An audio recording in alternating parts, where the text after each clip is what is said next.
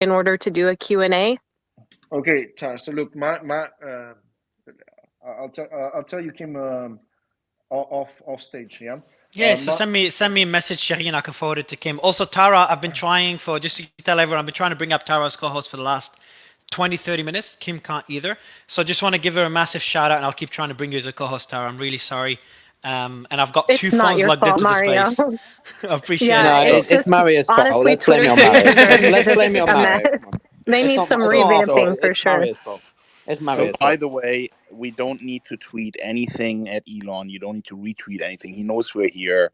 Ian is here. I'm here. He's listening to the stuff. Exactly. So don't worry. He does. If he wants to join, he'll join. Chill. If he doesn't, he doesn't. Yeah, no big deal. So here's the thing, guys. What's very tricky for him now is that, imagine being in a position where you are running a company and you are opening a can of worms, and then you just purchased the company, okay, and there was no like clear evidence of wrongdoing in the company when there was due diligence done on it, right? So he didn't know that there was any massive illegal activity or wrongdoing by the company. Can you do me a favor, Thierry? Can you just stop talking for Elon? If Elon wants to talk about it, he will come up. He doesn't need you to be like his bodyguard, Just chill and let's see what happens.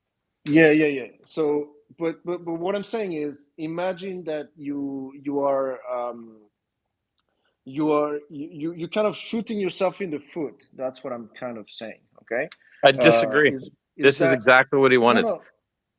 Okay, but the thing is, like, also, like, Thierry, just read the room. Let it be. Read the room. Let's go on. Look, correct. Elon gets screwed by the Biden administration every single day.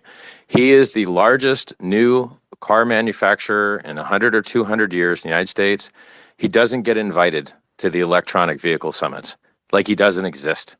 He's the only game in town, and the Biden administration pretends he's not even there. So, like, and the media hates him. The media hates him. You can literally tweet at me, and they will write an article about how he tweeted at me, and then they repeat every single rumor they heard about either of us. It's insane. It doesn't really matter. Like, he doesn't care, right? He just doesn't give a shit about these people because, like I said to him publicly, and he agreed with me. It's like there's no point in trying to play their game or placating them because they're gonna hate you regardless. Fuck them. Fuck the activists, right? If you want, I mean, they did the same. The car media did the same thing to him, and when Tesla cars came out, like literally Top Gear ran it out of battery on their own just to try and make it look bad, and he had to sue Top Gear for literally savaging his new car company and making the car look worse than necessary. And so he doesn't buy ads. He doesn't buy ads. He's the only car company that doesn't buy ads. So guess who doesn't make money on him? The advertising companies, the magazines. But because the stuff's so good, they have to cover it for free anyway. So Elon is the ad. That's because he's the ad, and he knows how to do it. Here's a very simple explanation why Elon is doing this. Elon can't stand bullies. Elon stands up to bullies, and he also doesn't like injustice. So he is putting everything on the line to change things because he's a smart guy. He sees exactly what's going on. He knows what's wrong in society. He knows what needs to happen so humanity has a chance to move forward without all of these restrictions into our human rights and stifling of free speech. So what he's doing here is a great service to humanity. And if he wants to come up and talk about it, let him talk about it. But let's not talk about him, and how we have to protect him and all that. He knows exactly what the fuck he's doing. Knows, yeah. He's been in this game for years and years and years. He's going to be upset. Could I request to have ALX speak if that's possible? I'm so sorry if Richard was speaking. I can't hear him for whatever reason. But ALX, or I don't know if you go by Alex, but he was one of the accounts that was wrongfully suspended from Twitter. I'm not sure exactly how long ago, but he was just recently reinstated by Elon. And I would really love to hear his take on all of this. He's a Twitter POW. That's what he is. I think he called himself that in a podcast recently. Yeah, that was not my idea for the Chiron, but I got roasted by it's awful for it. Cringy. It's so that was not my take for the Chiron, but I enjoyed it. It was pretty funny. Funny. Yeah, Anyway, so what I think is interesting is the James Woods tweet that was requested at the behest of the DNC to be taken down. I know it had to do with the Hunter Biden thing, but he used that same template that I believe that I was suspended for, but Twitter claims I was not. It was that I side with Joe thing. That was my last tweet before I was suspended. Like 20 minutes before I was suspended, I tweeted that with like Xi Jinping, and I thought like it was a funny meme. And then I saw like Mike Cernovich like comment on it, and he said, "Oh, this watch the media claim this is manipulated media or something, and like use it to be get suspended." But yeah, so yesterday's drop kind of not only with the Hunter Biden stuff, but I want to know, and I'm interested if this is going to be covered in like the second drop. I want to know the extent of like how many users that the DNC and the Biden campaign actually requested to be taken down, how many were granted, and I would like to see each of those users like notified by Twitter. I think they have a right to know if they were suspended at the behest of the Biden campaign or the DNC, or and if it was honored especially, but in general, I think they should have a right to know. I think that I wish I were more of a lawyer in this case, but there's a big difference between the administration that's in office and has been elected and the guys talking crap that weren't elected that just happen to be a club of people. So the DNC is just a club of people. So unless they're elected, I don't think you're going to have any teeth to like stop them from lobbying to get everyone they don't like banned. Well, this is another thing too. It doesn't necessarily mean that it's limited to before Biden got in office, the Biden campaign and the DNC. If this was going on before, and we already know with the lawsuits coming out over the COVID misinformation, that there was active coordination between the Biden administration and Twitter. So again, this could just be, a pretext and just, coming before. Again, this is one drop. We do not know what the extent of all of this is, and this is only, having to do with the Hunter Biden stuff. So, well, and then point to add there too is the DNC is a representative body of a whole bunch of people that are elected representatives usually. So, typically speaking, that even those people in Congress, if they were asking for this, that's an issue. I think. By the way, just as a side note, I'm not a fan of Biden or the idea of doubling the capital gains tax rate or some of the other awesome ideas I've heard from that administration. But savaging the dude for what his kid did, unless there's direct evidence that he's involved, it's kind of scammy, right? Okay. You got a crappy crackhead kid.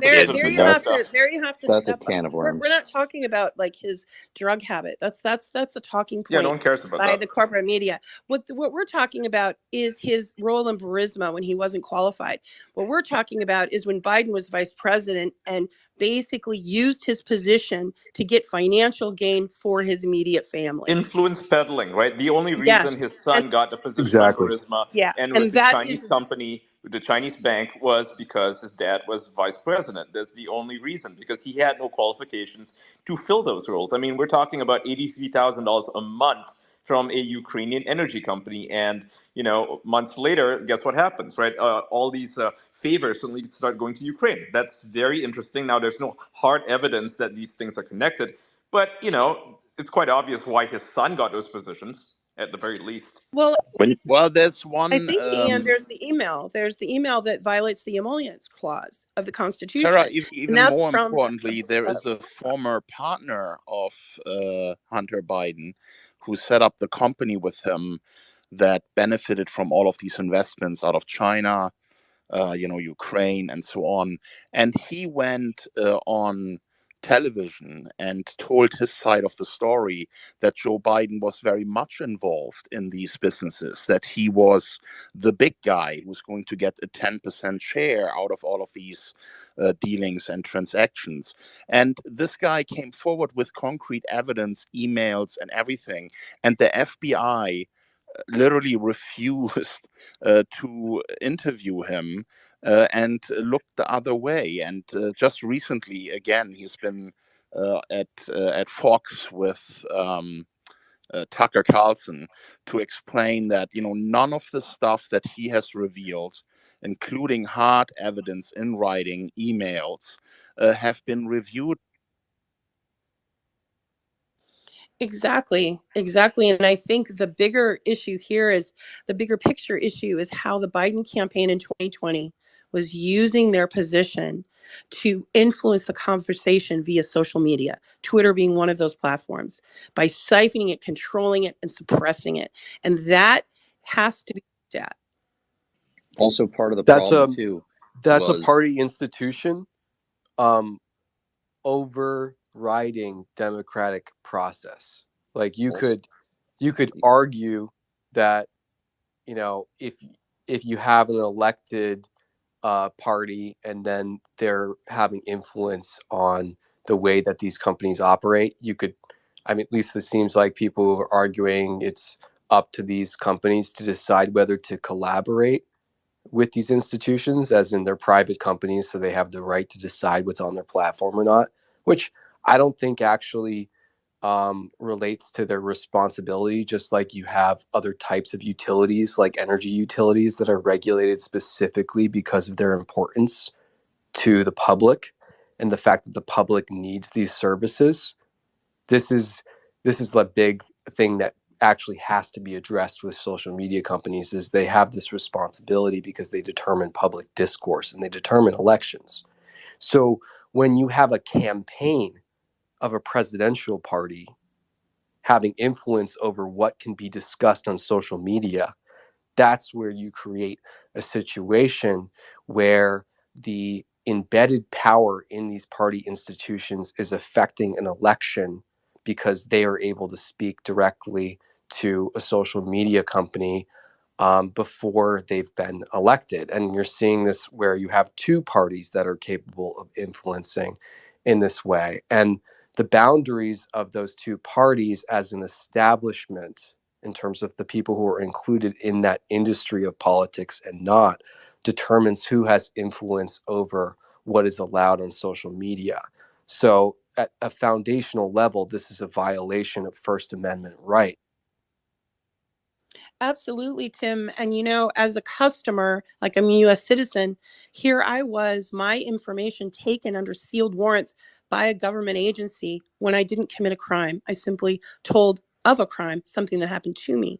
So I think for everyone, for all U.S. citizens, just regular citizens, how can we have trust and faith in these social media companies if they're simply colluding with political power and with campaigns or with, you know, the governing, you know, at the time, whether it be about COVID, or in my case, it was a whistleblowing case, or the Hunter Biden laptop. It doesn't matter what the subject matter is. The fact is, the intelligence communities should not have the overreach to reach into private companies and take personal data without permission and without. I think we lost. Sorry about that, Tara. I think we lost Kim. I don't know if he's reconnecting. Mario, or you're able to get him back up here. Yeah, I'll DM him now. Kim, can you hear me? No, it's glitching. I was just going to offer to do a quick reset of the room and just remind people that yesterday it was around this time that the files dropped, I believe. So it could be happening soon. Also, if you're liking what you hear in here, make sure you're following the host, Mario, so you can catch his spaces in the future. And make sure you retweet the space so others see it. You gotta follow Tara. She deserves a lot of credit for making this happen. And Kim, are you back? I see you come up again. So there's something really weird going on here. So every time I speak and I raise important issues, I get kicked from the space. And when I join back, it doesn't let me speak or do anything. So I really had to restart my phone and everything. It's really do you know, strange. Kim, you know me, I don't like, I wouldn't say conspiracy theories, but I don't like to make up stories. And I want to tell you something though that I haven't spoken about. Remember when the Hunter Biden thing happened? A lot of the press was asking me what happened. I've had a lot of glitches on Twitter Spaces. Like today, I can't co-host Tara. I'll try again soon. It could work. Some speakers we can't bring up. I hope Jack is up. Jack Levin, I've been trying to bring him up for a while. Jack's up, yeah. Jack's up. Sick. Perfect. Yeah, so Kim, what happened, and I haven't said this to anyone yet except my team, with the Hunter Biden thing, we had a glitch that we've never had before. I've done dozens, maybe 100 spaces plus. Never had this glitch. So when it started getting in the room, guys, just so you know. Oh, sick. All right, cool. I'll invite him up. Hopefully it doesn't glitch. When Elon was here last time, I brought him up as a co-host, and it glitched. Yeah, so just then he invite couldn't him as speak a anymore. speaker because co-hosting is very glitchy. Yeah, I sent wouldn't him. make an account that size. It's better just Elon's a speaker. I think it would be. Yeah, I've just sent him through a speaker invite. So Elon, I hope it works. Yeah. So what happened with the Hunter Biden when he was on stage is it started glitching for me, a glitch I've never had before. Again, I'm not making theories. It could just be a glitch, but when it started getting a bit heated, and one of the speakers asked a question we weren't allowed to ask, it started muting and unmuting everyone. No, first it kicked. So it was Hunter and someone that works with him. We had many other speakers. None of them were removed except the person that works with Hunter. He was removed first, Richard, I think Richard something. And then Hunter was removed second, right after, within seconds, while all our mics were muting, unmuting, non-stop. And then we closed the space, did it again. We never have a glitch when we do it again. Same issue happened again. And someone started, an analyst told me, Mario, there's actually something fishy happening. So I don't think it's happening now, Kim, to you. And maybe it was a glitch back then. Never brought it up. But it was a very well-timed glitch. And then after maybe 5 minutes, didn't work Mario, anymore. just to be on the other side, like, I have a different position to some other speakers here on certain things. It's happened to me as well, so I think it's a technical. So error. yeah, I think it is technical error. It happened to me and all other speakers. So it would mute, unmute, non-stop, and we started the space again. Did it? Never. This error never happened before. Other errors happen on a regular basis. Again, Piotr, as I said, it could very well be just a glitch. Just a very ironic and well-timed glitch. But anyway, I think it's important to raise it. I think it's important to raise it. Sorry, go ahead. Please, Kim, check your direct messages because I send you a bunch of them. And Elon, I know that you're listening now, so it'd be great. That's what I was saying.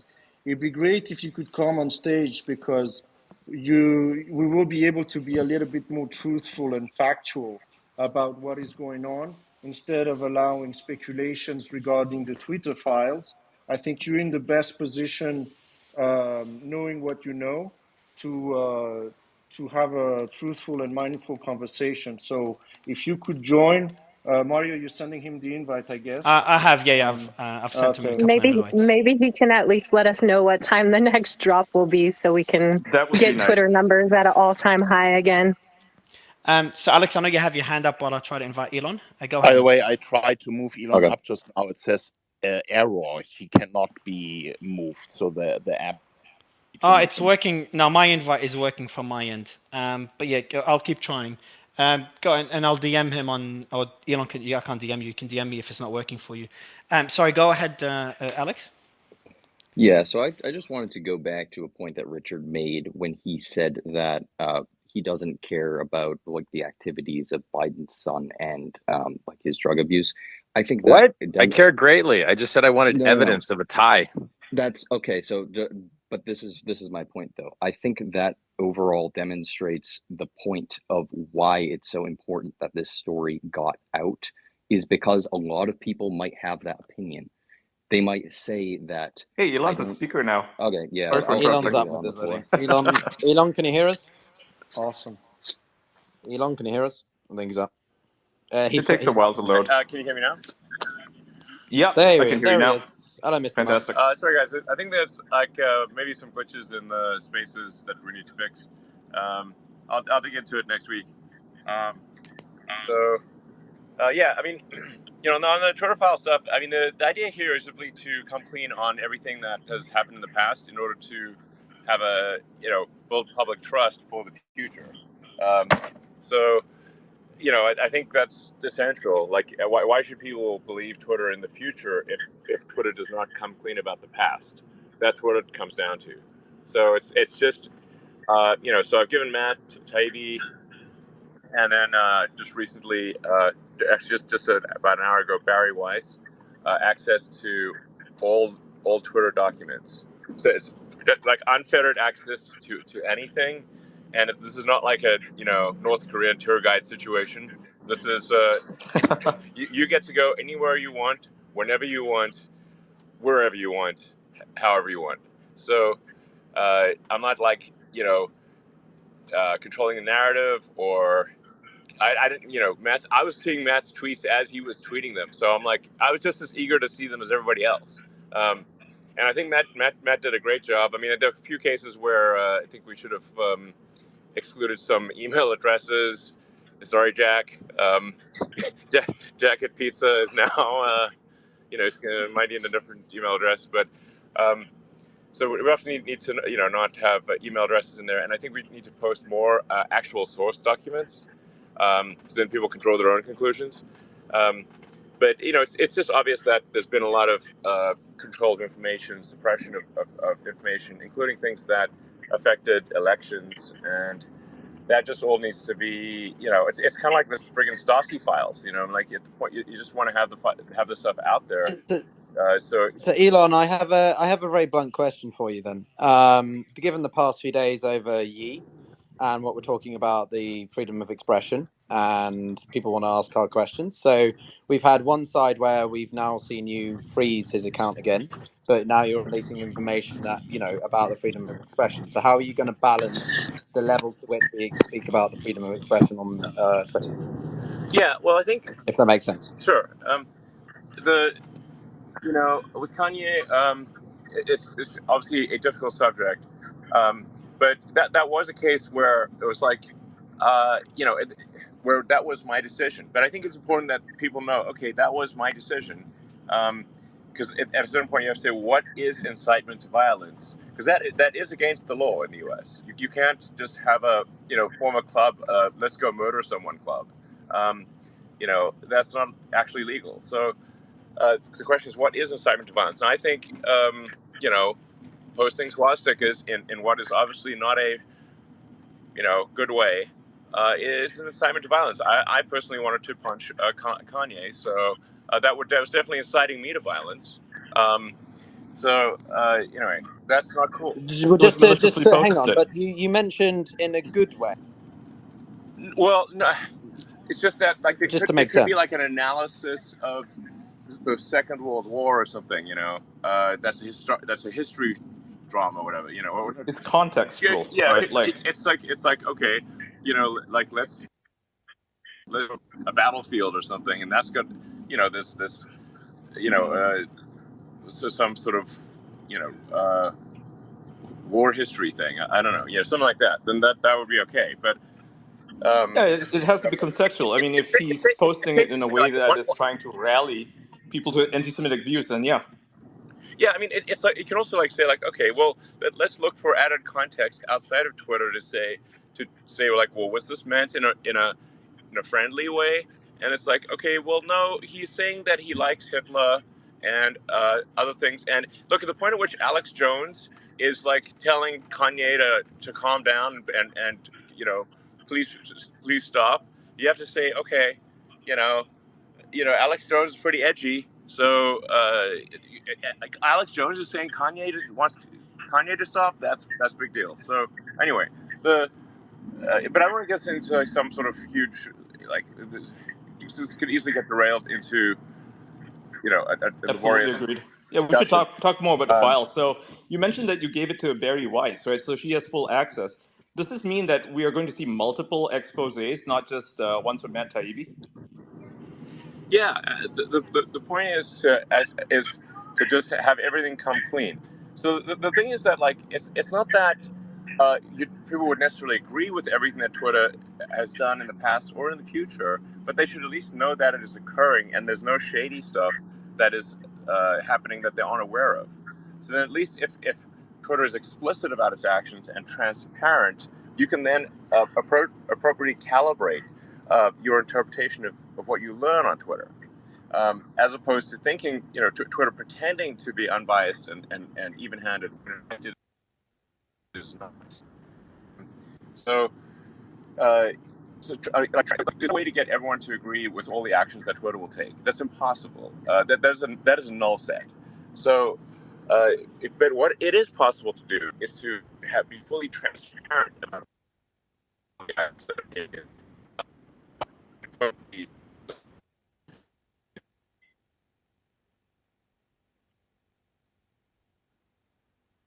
Give me a break.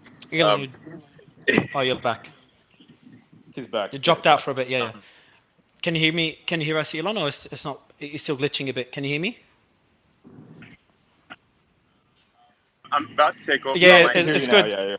Yeah, carry on. This just turned into a Verizon commercial really quick. I just wanted to ask Elon really quick if there's any way to combine Twitter's efforts with people who have gone, as far as filing constitutional challenges. Is there any way to get them in touch with Matt and combine the efforts there? Possibly. I'd reach out to Matt.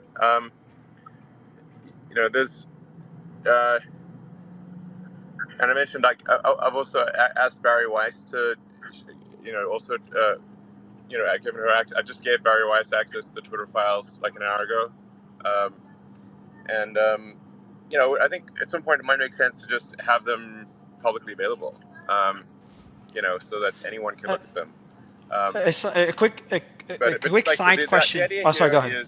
The general thing we're aiming for is, anything bad that Twitter's done in the past, that at least it'd be surfaced, so as to instill trust about Twitter in the future. And the thing where I may have blanked out a moment ago is that it is impossible for Twitter to take the set of actions that will satisfy all people, or probably even 90% of people. But what Twitter can do that is unequivocal is be completely transparent about its action and what's what is it doing, what is it not doing, how does the algorithm work, and if an account is suspended, why is it suspended? If an account is deboosted, just showing that it's been deboosted or search banned, and giving a reason for that, so that there's maximum transparency in the system, so that even if you disagree with what's going on Twitter, you at least can calibrate what you learn on Twitter based on what Twitter's doing, not have a situation where Twitter is claiming to be fair and even-handed, and then actually is not being so, at least from your perspective. So, do you have plans, Elon, to take Twitter public again in the future? Sorry? So Tara's asking, by the way, James Wood, I've sent you an invite. Real James Wood, I've sent you an invite. Check your DMs. Tara's asking if you have any plans to take Twitter public again. And my question, I'll give you another question as well. My question is, what type of pressure, if any, have you faced since releasing the files?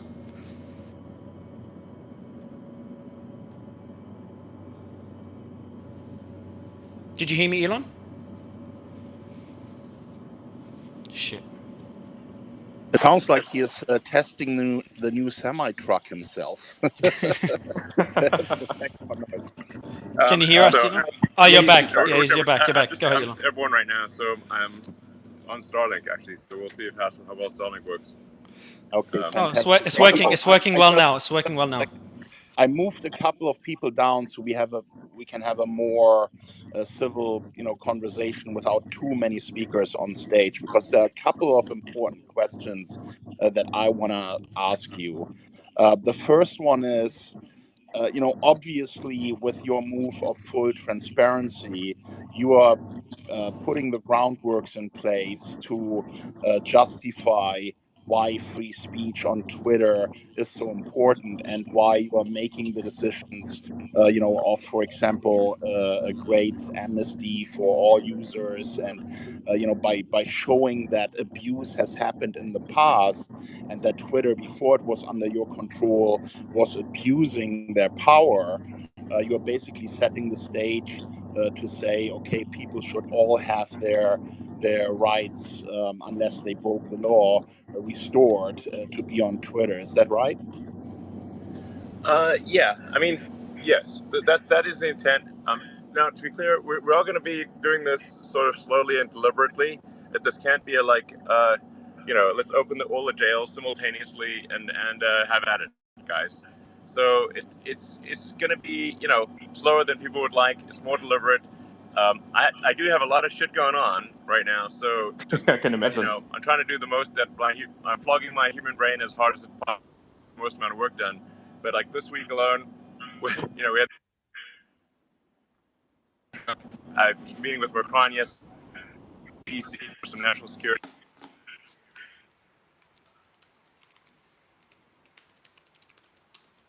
Starlink is also failing. Damn it. Take 2 months instead of 1 month. 2 months instead of 1 month. That's a good timeline. And also, I got to make sure Twitter is like stable from a financial standpoint and is not losing tons of money and goes bankrupt, in which case all bets are. So there's juggling a lot of things here, to say the least. But I think over time, not that long of a time, iteratively, we can move Twitter to be a more broadly inclusive in the, so like as many people as possible can participate and want to participate, and as trusted and transparent as possible. And the proof will be in the pudding over time. And we're not going to please everyone. Obviously, that's impossible because, if you say, like, what are the requests of everyone? You have a Venn diagram intersection of 0. But what can be done is maximum transparency. What can be done is making it clear when something has been deboosted or search banned, when your account has been deboosted or search banned, and why. If an account has been suspended, to be clear about why and whether it's temporary or what the path is to restore the account.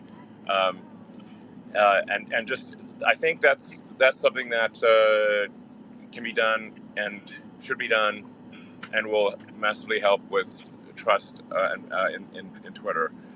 In addition to now, there's obviously a challenge that Twitter's had over time, and I think this is generally an issue with social media, which is that it is, these are digital technologies that require a lot of software to be written, and they've sort of come out of Silicon Valley, almost all of them in Silicon Valley, with except for Snap is in LA, but it's based in California. But effectively, what is happening is an export of the moral framework of San Francisco to Earth. This is kind of a big deal and problematic because previously, San Francisco, which is pretty far left, the influence would be limited to San Francisco, but now it affects the whole world because of the centralization of information with social media companies, and that's, I think, not good. We need to establish something that is fair and takes into account a wide range of views, and doesn't have a tilted playing field towards far left or far left San Francisco views. I think there should be a place for they can be on Twitter too, but there should be a wide range of political views and sentiments, and as much as reasonably possible, aim for freedom of speech. And generally, I want Twitter to be a force for good for the future of civilization. So that's okay. Elon, can you tell us approximately how much time you have so that we can get an idea how many questions we can get in? I don't know, like maybe half an hour or so. Nice. Oh, that's fantastic. That's very good. Hey, what I also see happening here is that the mainstream media that was part of covering up this Hunter Biden laptop story is now calling this some kind of fissure, that they don't think that there's enough. Obviously they are acting in that way because they themselves are now on fire. Because you have exposed what they have done. What do you have to say to them? I'm sorry, could you repeat the question again? I'm in the air, so this is it's not super optimal from an audio standpoint. He asked you what do you have to say to the media that's sort of downplaying what the Twitter files represent? Could you repeat the question? Yeah. So he's asking you, what do you have to say to the media that's downplaying the Twitter files revelations? Because they're basically saying it's not a big deal, that it's nonsense, that it's just crap, that you're just doing this for PR. What's your response to them?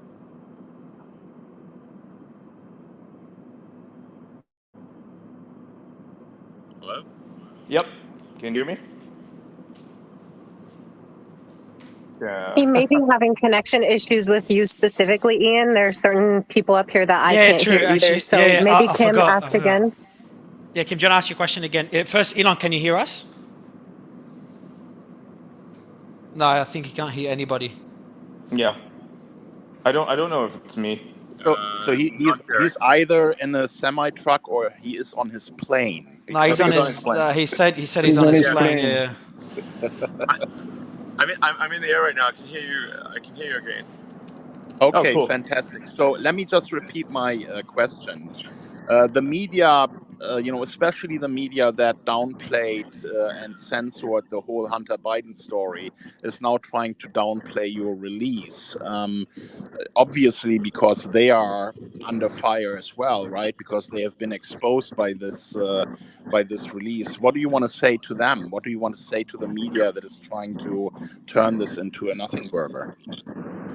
Well, they're trying to turn it into a nothing burger because they were complicit in deceiving the American public. And so rather than admit that they lied to the public, they're trying to pretend that this is a nothing burger, obviously. To anyone looking at it, that's clearly what happened. So, yeah, I mean, shame on them. Yeah, I agree with that. And then the other important thing here is that you are basically exposing collusion between a political party and in one file that was released, it was even called the Biden team contacting Twitter. I mean, that is election interference, isn't it? Yeah, I mean, clearly, if Twitter is doing one team's bidding before an election, shutting down dissenting voices on a pivotal election, that is the very definition of election interference. I mean, what the hell else would you? Of course, it's like, yes, frankly, Twitter was acting like an arm of the Democratic National Committee. It was absurd. Well, and that's fantastic that you're releasing that, but isn't Twitter just the tip of the iceberg? Can't we admit now that this would have happened at all big tech companies that are, being used to stifle free speech and censor people and try to, destroy stories that are dangerous to their political goals? Yeah. No, I mean, the level of collusion is insane. Like Twitter is the one company that is no longer colluding, and is no longer just going with the sort of NPC groupthink. So I don't know. I should probably increase my security or something. Absolutely. I mean, this is why I hate you so much. What I find most interesting. What I find most interesting. And play something here. Just a second. That would have been my next question, Elon. How worried are you personally? I mean, you're putting a lot on the line, right? You have all these businesses going. You are out there fighting the good fight for free speech, but there's also certainly a concern on your mind about what the response to this is going to be. Do you feel threatened? Do you feel worried? Like, how do you feel personally about this? Yeah, and I'll add on to a question I asked as well, Elon. Like, what type of pressure have you faced so far? Maybe I should be more worried than I am, but I don't know. I think generally, if you do right by the people, then you have the people on your side. Elon, if you want, you can come to Sweden.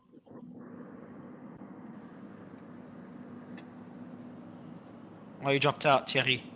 Can you hear me first, Elon, before I give the mic back to Kim? I lost the signal there. Yeah, oh good. Yeah, he dropped out. Can you hear me or not? Just so I know, if you can't hear me, I'll give the mic back to Kim. No, you can't hear me. Kim, you take the mic. I was going to ask him what he thought, really quick, of Senator Warren's response that one person, him, should not have control over the narrative. Elon, I was saying, you can come to Switzerland by. Well, yeah, I mean, obviously, it's not one person has control of the narrative, because there's the entire mainstream media establishment who all talk like groupthink NPCs. There's Facebook, there's Google, there's TikTok, no, the actual problem is there's one person who isn't towing the line. That's the real problem. Thank you. That's the exact response that we needed. That's you. Yeah, I mean that's so. All Ian, of us, Ian, right? Ian, can you ask him a quick question as well? Because I don't think he can hear me. As soon as one person doesn't toe the line, now everyone else is looking like, you know. Well, now we're allowed to, Elon, and that's the issue. Is before we were at risk of being suspended or deplatformed. You're allowing. I mean, you're showing people that it's possible to. I mean, this is like competition does keep companies honest, it is a force for keeping companies honest. So if there's a competition for the truth, and Twitter wins the competition for the truth, then it will win over the readership and the attention of the public, and everyone else will be forced to tell the truth too. Do you think that you run the risk of like the EU Commission or any of these other big political bodies trying to take you down when you're doing this? Yes. I do not think this is a risk-free endeavor.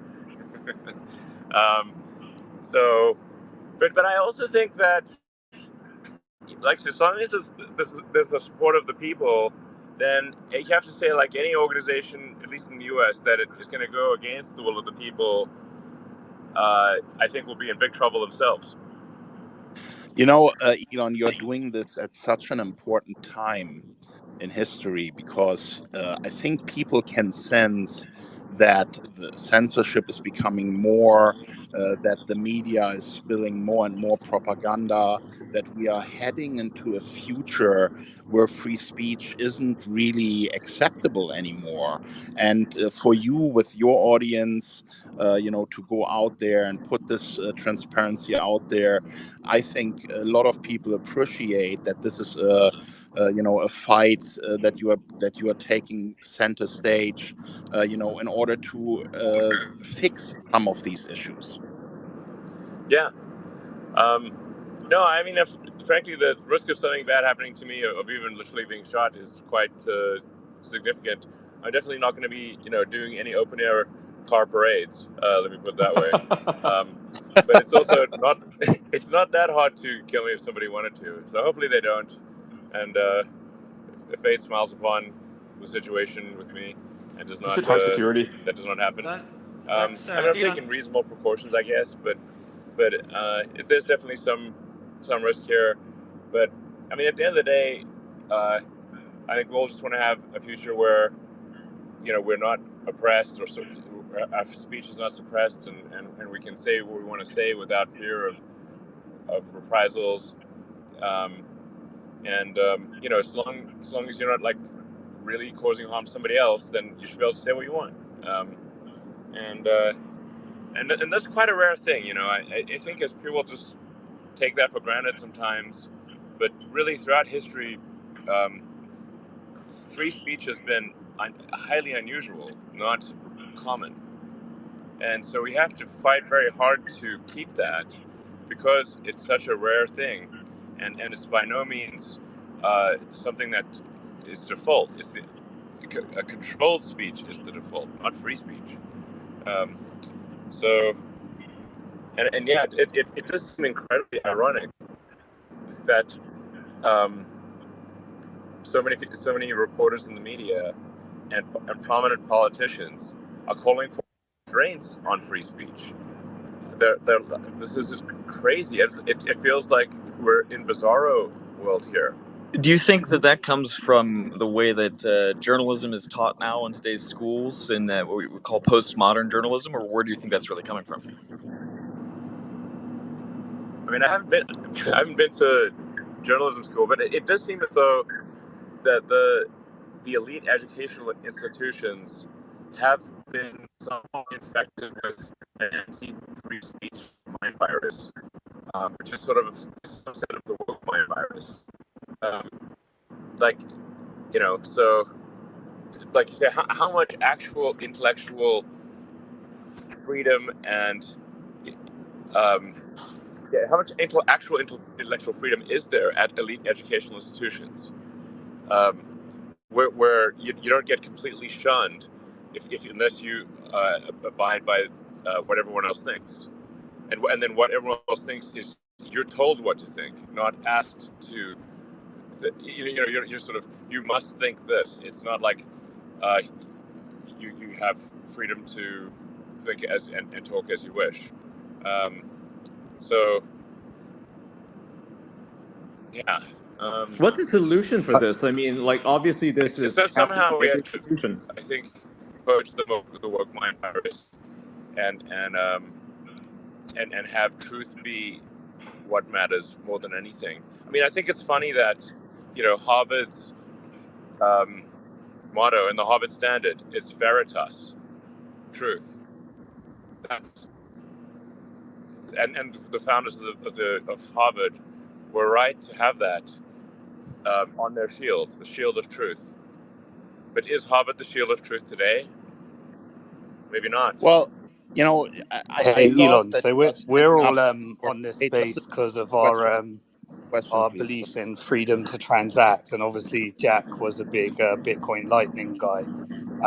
What can you comment on freedom to transact, Bitcoin Lightning, Twitter, anything we can look forward to? Well,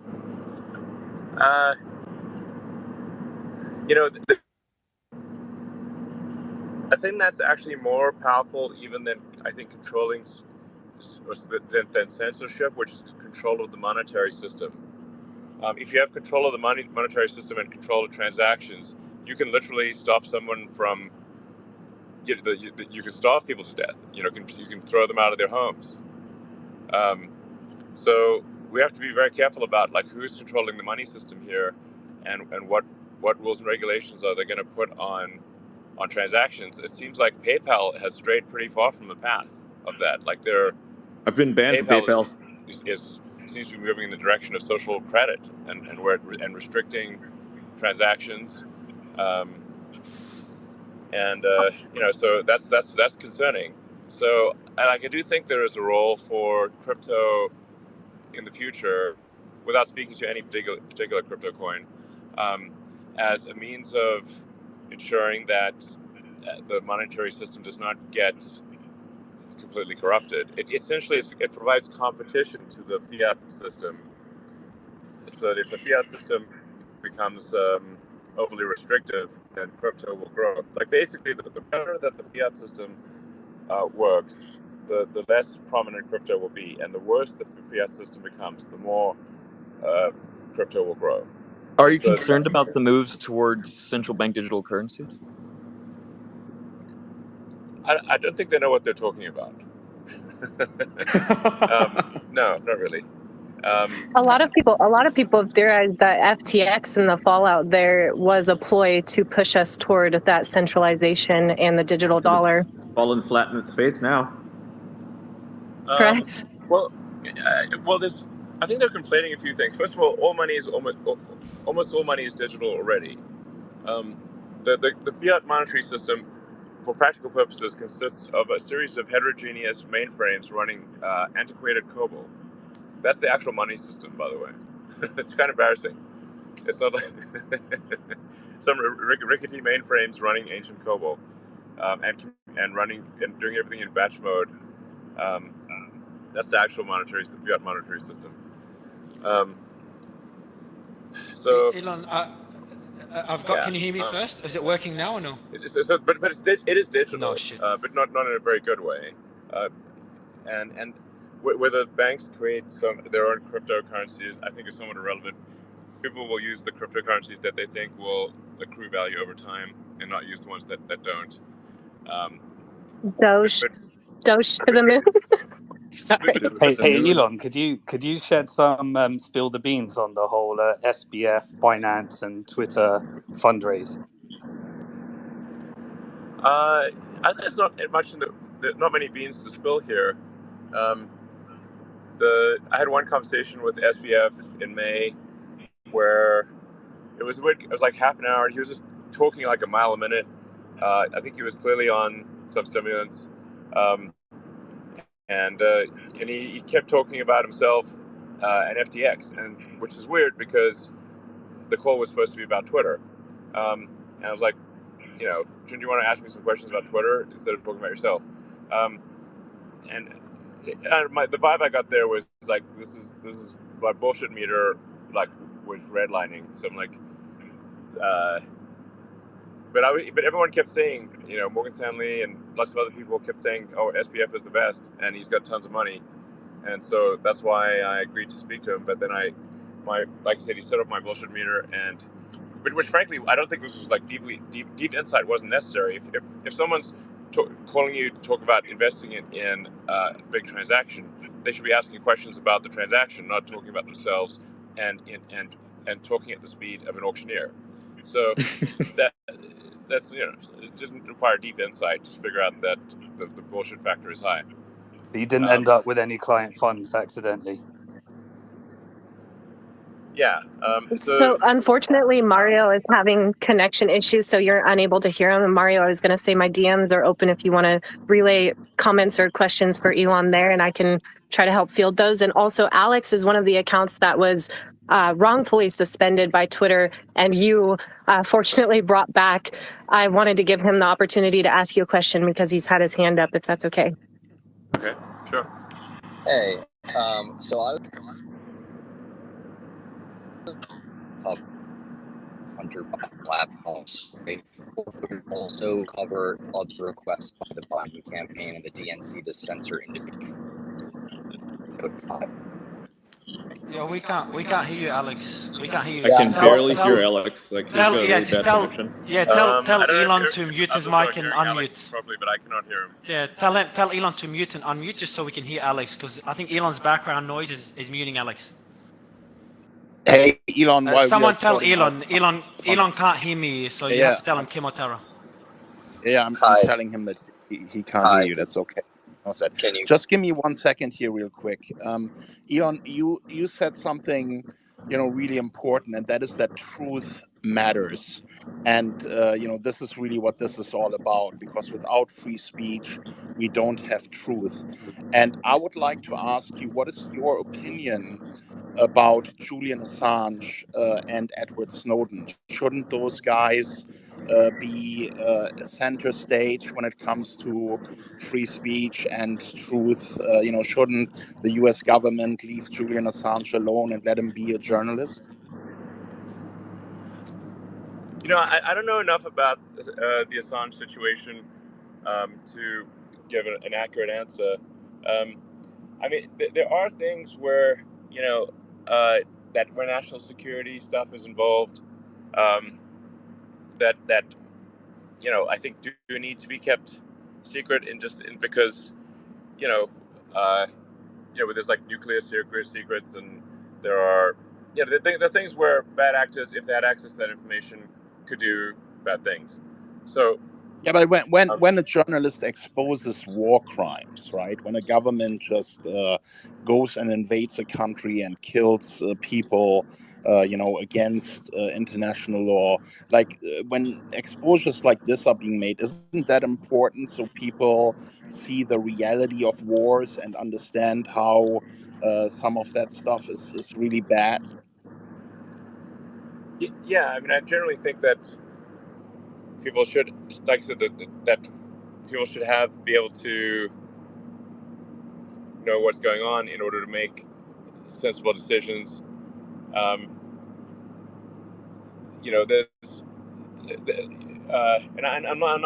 just don't know enough about the Assange situation to say whether he should be punished or not punished.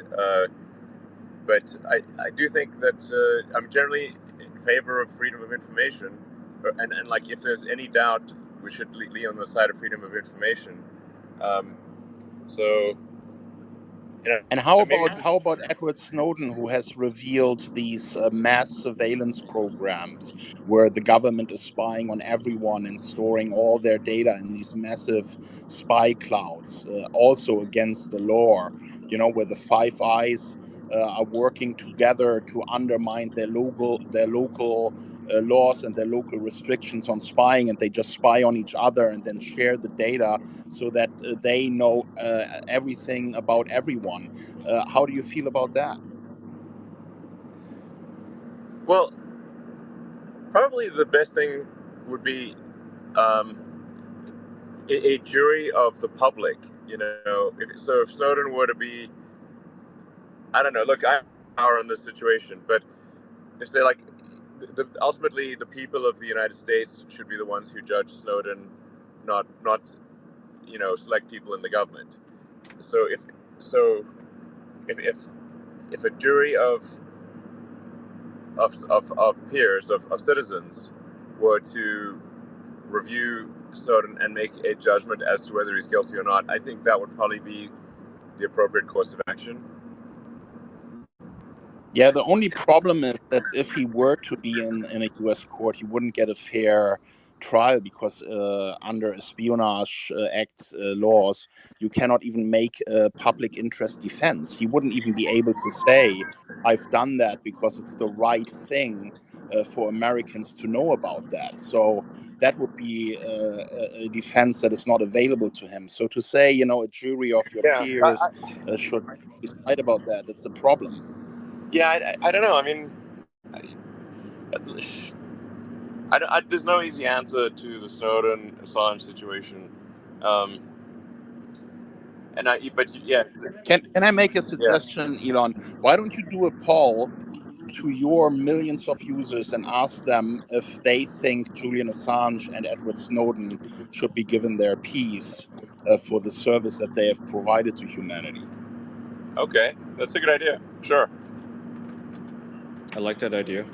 I'm going to ask a question. I'm going to ask a question on Mario's behalf really quick, since he's unable to speak to Elon, which has to be extremely frustrating as the host. He was just curious if you faced any pressure so far since releasing the Twitter files. I mean, I face pressure all the time, so it's kind of, it would say like, what's the differential in pressure before and after? Because but I'm not. I haven't seen it yet. I don't know. Maybe there's pressure, but I might just not be feeling it because just every day is a high pressure situation. But I don't know. Well, like I said, we're just gonna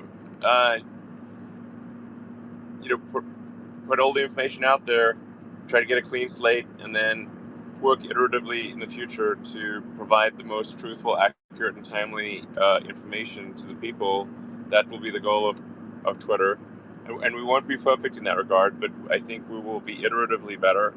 And if that turns out, if we're successful in doing so, then I think Twitter will compete more effectively than any other source of information, and then more and more people will use Twitter, and then that competitive pressure will force other social media companies and other media companies to also be more truthful, because otherwise they will simply lose their readership. And that, I think, is an extremely powerful and good vision of the future. Could you say a little bit perhaps about what Twitter is expected to maintain as an API to, say, the Department of Homeland Security in general, the FBI, maybe CISA in particular? Is there an expected way in which the government can jack in to social media that's expected on behalf of each of the big media platforms? And is that sort of different? I don't know how to say this exactly, but the issue of left versus right is complicated by the fact that Trump is a non-player to the game, just the way Bernie might have been considered a non-player to the game. And so the secondary question is, how much of this isn't about left versus right, but about targeting anyone who isn't a party to all of the tacit agreements inside DC?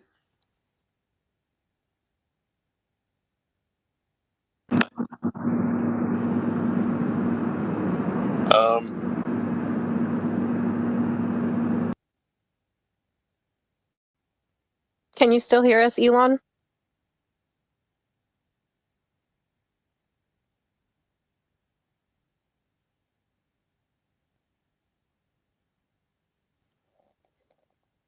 Elon, you still there? I hope so. No, he's disconnected. It says disconnected for me, at least. Huh. I'll invite him again.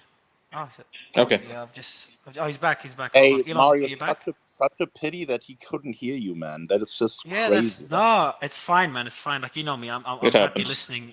I'm happy listening. Can you guys hear me at least? Yeah, You we all can hear hear me? you. Yes. I can hear you. Yeah, loud and clear. Dara, thanks for asking the question. I was really curious about it. But it says for me he's still a speaker. Can anyone see him as a speaker? I can see him as a I speaker, but can. he's not speaking. Last time he was here, Kim, you were there as well. I think Kim, you commented and he joined. When we co-hosted him, remember Kim? We co-hosted him and it froze. So I'm like, fuck, Yeah, I shouldn't have co-hosted him. I think he's dropped off now. Yeah, I'll send him an invite.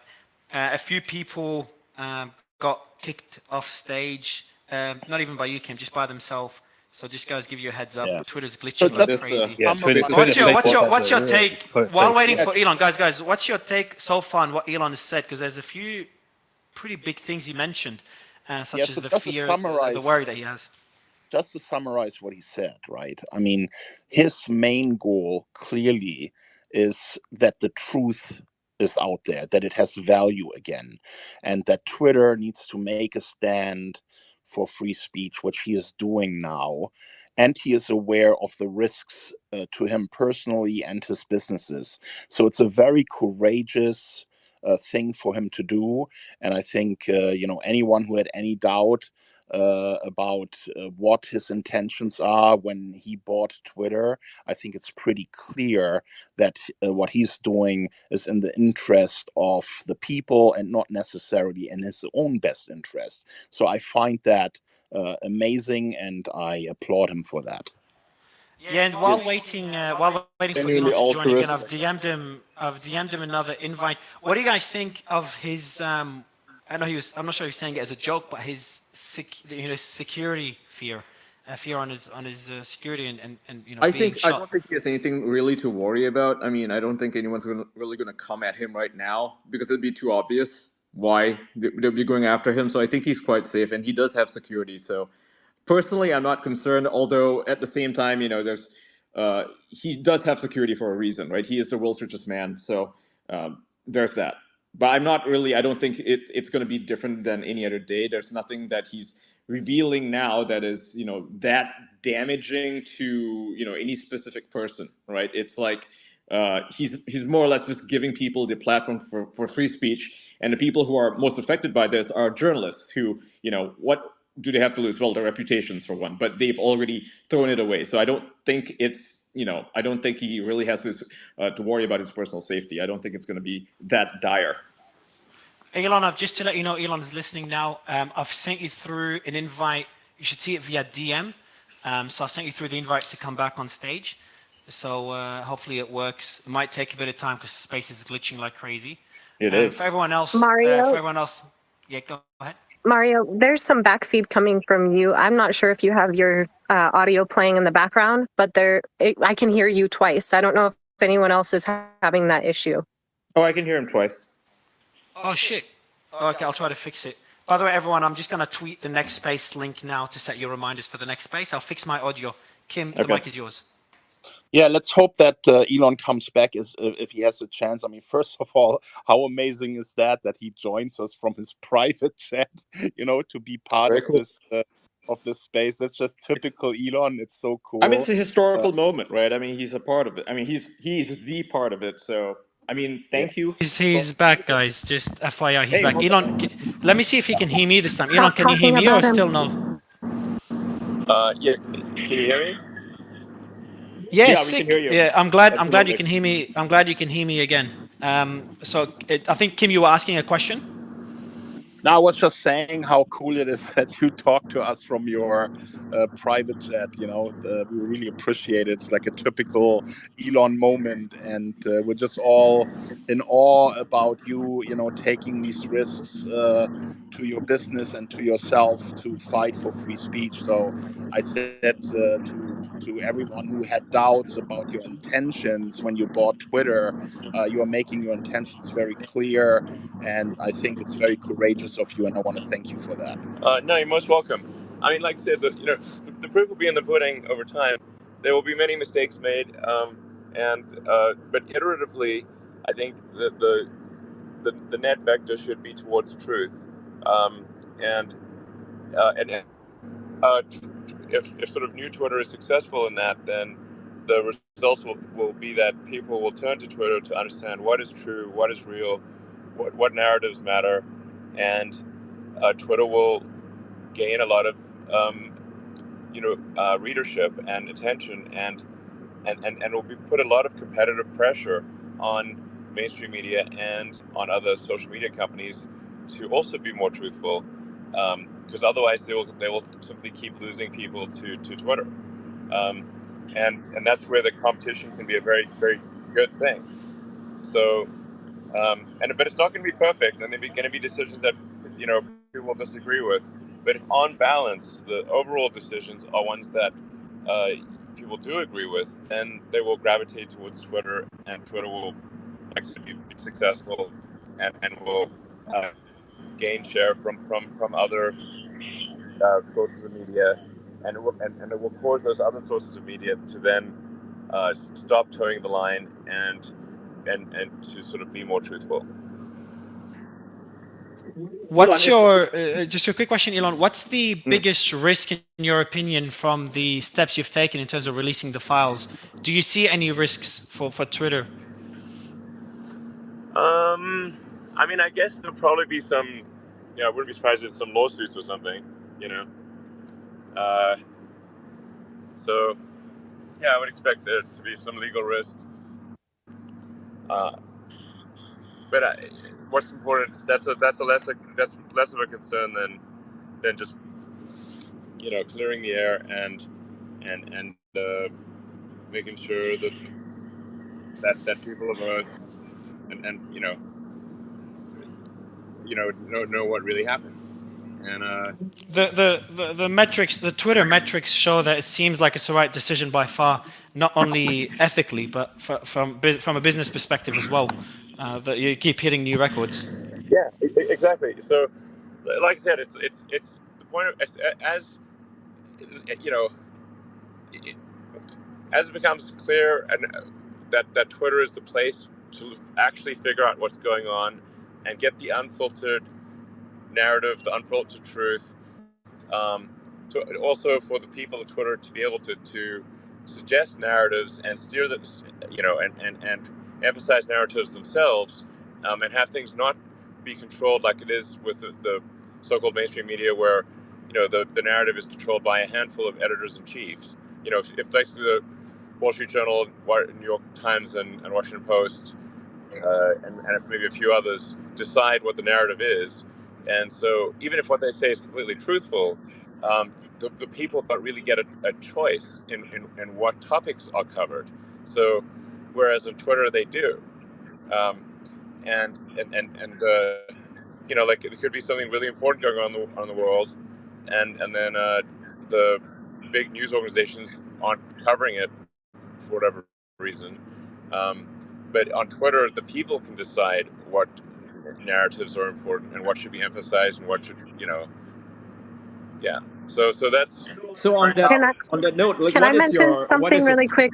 Can I just mention something really quick that I can hear you. Okay, is that you? I'm just going to ask a quick question. I want to know what Twitter is doing, or what you are doing, what you're planning to allow people to have more ability to publish their own stories on Twitter. Because right now we just have tweets, right? Yeah. But like, what are your plans for, say, video publication or article publication?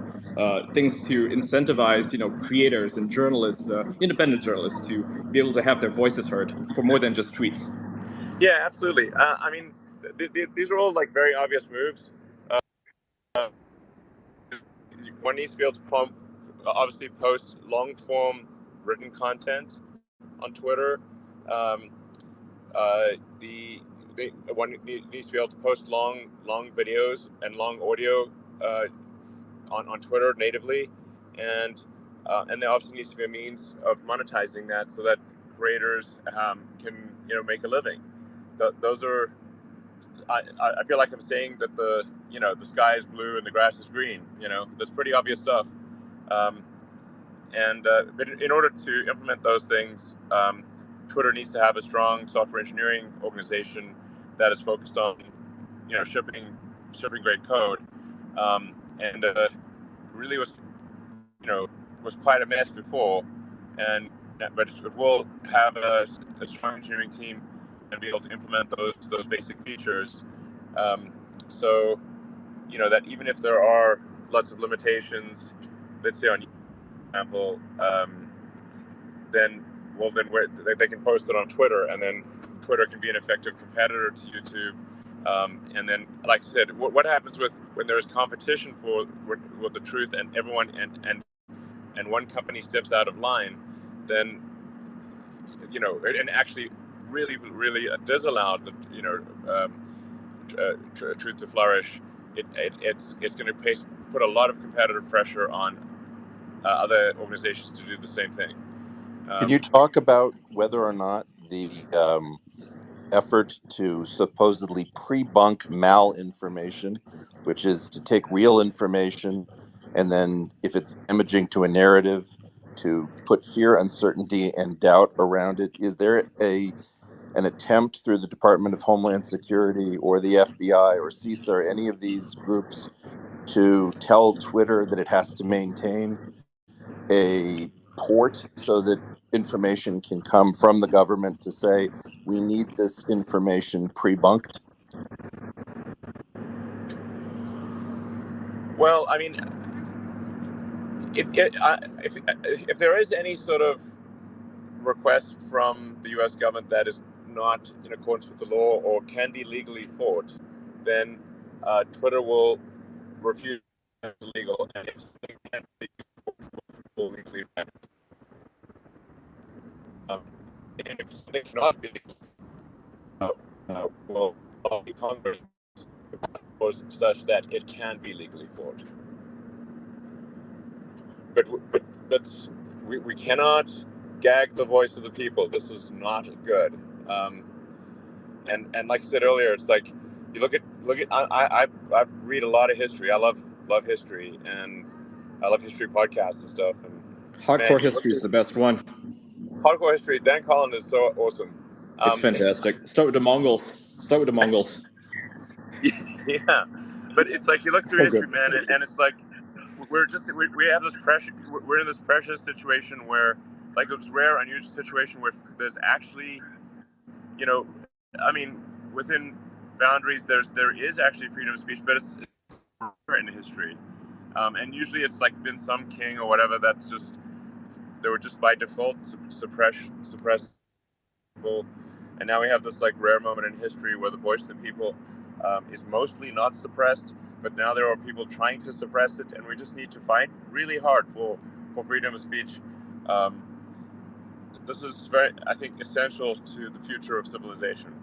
I absolutely agree with you. I mean, this is why you're fighting, right? This is why, you're fighting for free speech so that we can have it in the future. Because if we don't have control of the present, we do not have control of the future. It will be in the control of somebody else, someone that we absolutely do not want to be in control of anything.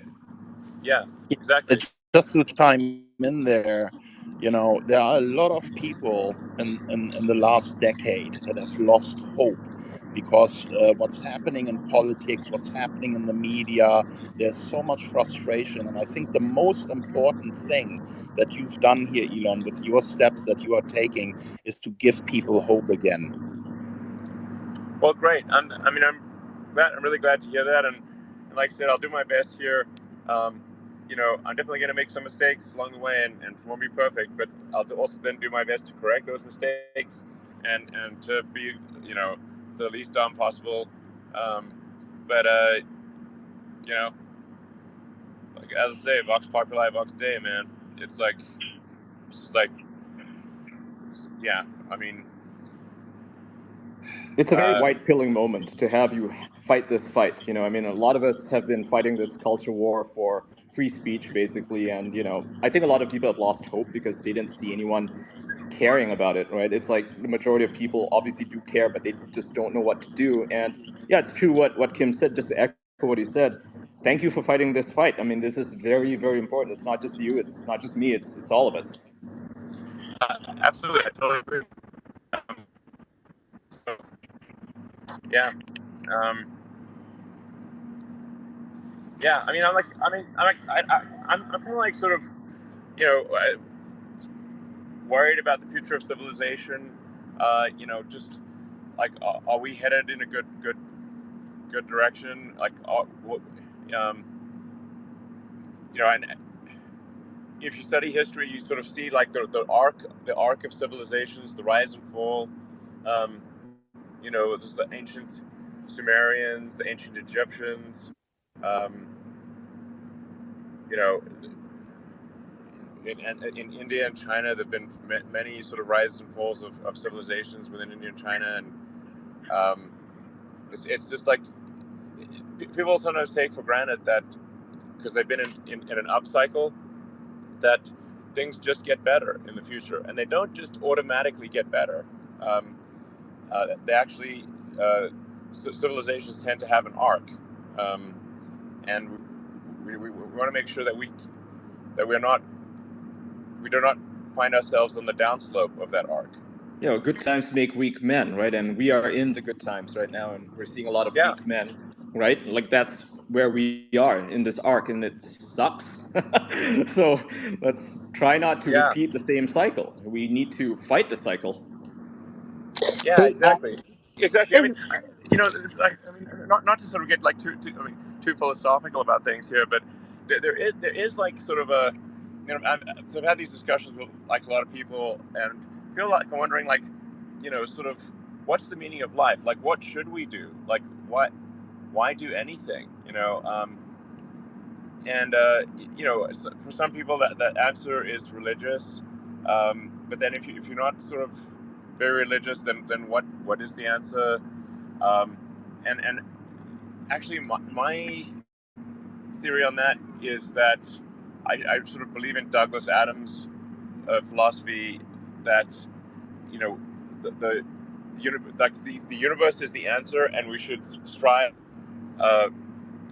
through greater understanding to expand the scope and scale of consciousness, to better understand what questions to ask about the answer that is the universe. It's basically a religion of curiosity. Like let's grow into the future, expand in the future, expand consciousness, expand our understanding, and to just figure out what the heck's going on. And it's the number 42, right? The number 42 as well. And also, don't panic and make sure you grab a towel. Elon, thanks for without giving away too much. Really quick, Elon, is there any way to get a sneak peek of what we can expect with the next Twitter files drop?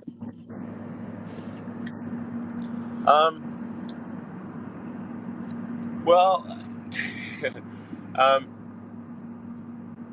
I'm somewhat leaving this up to Matt Taibbi and Barry Weiss, but I think the natural thing would be to say, like, okay, what happened after the election, the Hunter Biden laptop stuff, and by the way, I actually don't. I this may sound bizarre, but like Hunter Biden seems kind of fun, to be honest. I know, right? Yeah. He's an artist. Do you know that? He seems like he knows how to have a good time. I mean, he has a sense of humor about himself. Hunter Biden here, but just beyond the what happened after the election? How much government influence was there? There's this whole sort of move to create a disinformation ministry, which was insane. And like George Orwell is turning in his grave. Did you hear such things? But like what happened with that? I think there was a public outcry about a disinformation. Yeah, Jack Posobiec started that one. He basically stopped it in its tracks because before that, nobody knew that this was even a thing, right? And he exposed it, and suddenly everybody was talking about it, and they had to shut it down because it was very Orwellian. It was like they used 1984 as an instruction manual. Exactly, totally. It's exactly 1984 is George Orwell's 1984 is supposed to be a warning, not an instruction manual. Yep. God, come on. And that's what they seem to be doing. They take every single, dystopian fiction, whether it's Deus Ex, I love that game, and they're like, yeah, this world looks awesome. Let's oppress the hell out of people. And it's like, no, let's not do that. Exactly. Totally. Hey, Elon, speaking of progress, you've accomplished so much. You started the first successful American car company in 100 years. You brought payments to the internet. There's a lot of aspiring entrepreneurs and small business owners that look at what you do and sort of try to, follow that example and see how can they create some of that progress too. And I wanted to ask you a little bit about the layoffs because it appeared to me with the $4 million loss per day and just doing the math on the $1 billion of interest expense that $3 million of that may have been interest expense added. And I myself, running a small business, have been in a situation where, the business was going to go under in a number of months if expenses weren't cut, and what we found is communicating to employees, giving them time to process, getting their feedback, and then creating a shared vision to evolve the product, to evolve the company to a greater future was really successful. And it appears here that the typical leverage buyout KKR approach was basically applied from a financial standpoint. For a small business owner, is that approach wrong? Did you think about taking that approach? Was that ever under consideration? I apologize. The audio is not perfect, so I'm not fully hearing the questions. But with respect to Twitter, the company basically tripled headcount in about 2 years, a little over 2 years, but revenue is flat to declining. So that there's just no way that is going to be a healthy situation. So the first order of business with Twitter was like, okay, we're going to make sure Twitter doesn't die, that doesn't go bankrupt. And there is quite a lot of debt on this deal, $12.5 billion of debt, and the Fed is being extremely unwise in its very giant rate increases. I think these will go down as some of the most foolish Fed decisions ever. But anyway, so the debt's got to be serviced. But KKR's been loading up businesses like that for years. How's this different? Sorry? KKR and other private equity companies that do anything from a hostile takeover, or any sort of takeover where they bid over the current price, using leverage, using debt. I've been following that for years, and it always results in massive layoffs. And so, as somebody who's by the way, I don't think anybody cares about that. I don't think that matters right now. That's what I was gonna say. And I was gonna say, as long as they keep moving the bar and changing the definition of a recession, we are where we are, right? Let's get back on topic here. We have Elon. We don't need to talk about his investments and things like that. Elon, we should send a shout out to the Twitter Spaces team because you're about to break the all-time record with this space. We're almost at 100,000 listeners right now. Yes, we are, and it's holding. Talking about spaces, what's the strategy moving forward? Is awesome. Look, I have to tell you that there are really some amazing people at Twitter, and there's actually some amazing people who actually left Twitter in recent years, and I hope they come back because I think there's a potential to just build some amazing things here. So I don't want to I want to be exactly complimentary of some of the great work that is being done at Twitter. So it's sort of it's sort of like, there's a lot to criticize about Twitter and say like, okay, Twitter is wasting money in a lot of in really some next level ways, but also very talented people who really care about the truth at Twitter, and I'm doing my best to elevate their capabilities and give them all the resources they need. I'm very excited about Community Notes. This feature, Keith Coleman's running it, and there's some really first-rate engineers that are writing the code on that product that is, I think, going to be very powerful for actually fighting disinformation, not Can we pretending to actually fight see that if we're disinformation. not enrolled in community notes, right? Like right now, the rest of the world isn't, right? It's just the United States and I think Canada, to my knowledge. But can you at least make it visible to other people? So even if we're not able to contribute, we can at least view it, because I feel kind of left out. I'm in Malaysia, so it's kind of hard to see it. Yeah, actually, I asked that. I sent a note to Keith Coleman saying like, "Hey, shouldn't we just at least make this visible everywhere?" And then he said we needed to talk in person about that, but I'm not sure what. Hey Elon, we did want to say on the Twitter Spaces during the blowout of SBF and FTX and all the other companies in crypto, there's been massive financial losses for many people, obviously.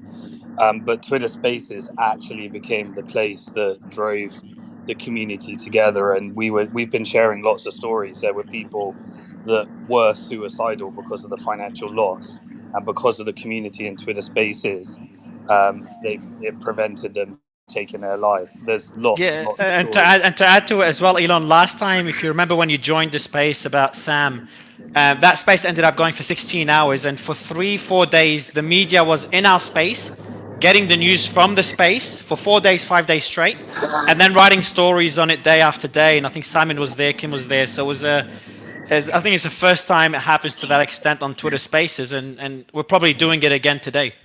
Yeah, and this type of citizen journalism that you are enabling is so powerful, because we are the news now. If people want to learn the truth, they go to Twitter and join these spaces. It's like real time with experts. It's fantastic. And then we have people like you joining in and sharing their opinions and their thoughts. What is more powerful than that? The traditional media can pack and it's game over for them. Elon, would you ever consider holding a space for earnings for Tesla right here live on Twitter? Oh man, I have to say, Tesla being a public company, it just creates such a gigantic attack surface for legal firms in the U.S., especially these class action firms. Yeah, that seems like a bad idea. I've been to spaces that other CEOs held, and they did their earnings live right on Twitter, and I thought it was quite amazing.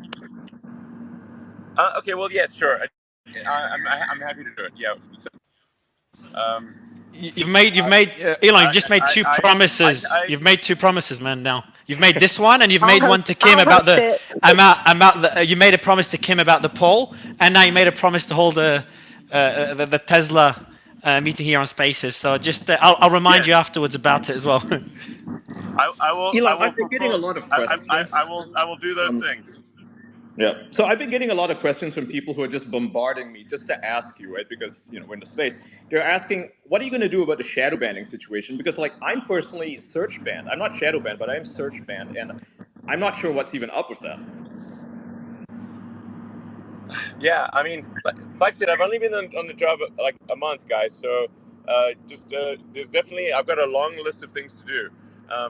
But there needs to be a general, we need to say, like, your account should actually just tell you are search banned or you are deboosted or whatever it is, and why and what the process is for fixing that. Now this week I should tell you that we were probably a little overzealous, and that's if anything that's my fault, because I'm just trying to get rid of the damn scams and spam and bots and stuff, and so. In trying to stamp out or reduce the bot spam scam stuff, there will be some false positives. So that's just this week, but be taking. It's going to be an iterative journey towards truth and towards a healthier system. So you just got to be patient. I think, right? At any given point, it will be broken, but it will be moving as quickly as possible towards a good place.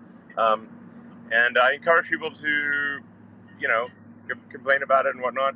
But it will move iteratively towards a good place. That's the goal. And I generally move pretty fast. So on the net, the vector sum of those decisions over time should be.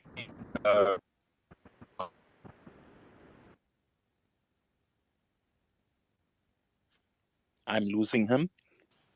Yeah. By the way, Kim, check my DMs. Kim, check my DMs. Kim, check my DMs because I'm having glitches, so I might need your help with a few things. He's back. Elon, Elon, you're back. Elon. Yep. Oh, you're back. Another question. I think you made a reference once to WeChat. I think that was a while ago, and I don't recall it correctly. Does that reference still stand today? Is that a potential vision for Twitter? Yeah, I was just using WeChat as an example. It's not like we would copy WeChat exactly, but it's just WeChat has a lot of functionality that Twitter should have. Like it's kind of a no-brainer for Twitter to have payments, both fiat currency and crypto, and to make that easy and simple for people to use. As we talked about earlier, adding the ability to post long-form written content and video content, and to be able to monetize that easily. Nice to have a playlist, like YouTube does. Yeah, but my focus in the first month and also will be the case in December is just making sure that Twitter is operating efficiently as a company, that it is not wasting money, because it faces challenges on the revenue front, from with an overdependence on advertising that is not targeted, like brand advertising, and in a market where advertising revenue in general is dropping, and then also when you start questioning the status quo, then various pressure groups start pressuring advertisers to not advertise with you. So that's another challenge on the revenue front. And then you got the debt, and the debt has a very high interest rate. So it's like these are a lot of challenges simultaneously that I think we'll solve these challenges, but these are a lot of things to solve. So the first order of business is just get Twitter healthy. Make sure its expenditures are reasonable. That Twitter's like primarily a software company. There are obviously design elements, but it's primarily software and servers. And so, like, is the software team organized well? Those that are committing good code, and just making the engine of engineering work at Twitter. Because if you look at, say, like, what is Twitter's technology evolution over time, excluding acquisitions, it's been very low. The technology of Twitter has been very slow. And 10 years for an edit button. Yeah, exactly. The edit button. Look, I mean, if it takes a year to do an edit button and the edit button still doesn't work properly, then you can have a million good ideas, but they're irrelevant because you can't implement them. So Elon, I've got a quick question for you, my friend. I was removed from the space. Hey, I want to test my mic. Can you guys hear me? I can hear you. Maybe you can't. Can you hear me? Alex, we can hear you. Yeah, go ahead. Let Alex ask the first question. Okay. Does Alex want to go, and then I can go? Can you hear me? Yes. Yeah, we can hear you. Yeah. Okay. So my question was, if the Twitter files, are those also going to include other content other than provided content? So basically all pages? Yeah. Alex, Mario, we can't hear you. This is a bit of an audio shit show. Let's try and get this back on the road. I unmuted everyone. I muted everyone. I'm going to unmute those who are not talking. Just mute yourself, please. I would like to ask Elon a quick question. Okay, trying this again. I think Alex just did, and he was ready to respond. He just now would have to unmute himself to respond to Alex. Yeah, I was just wondering if all accounts that were requested to have things taken down by the DNC and by the Biden campaign, even ones that have nothing to do with the Hunter Biden laptop, if they will also be released.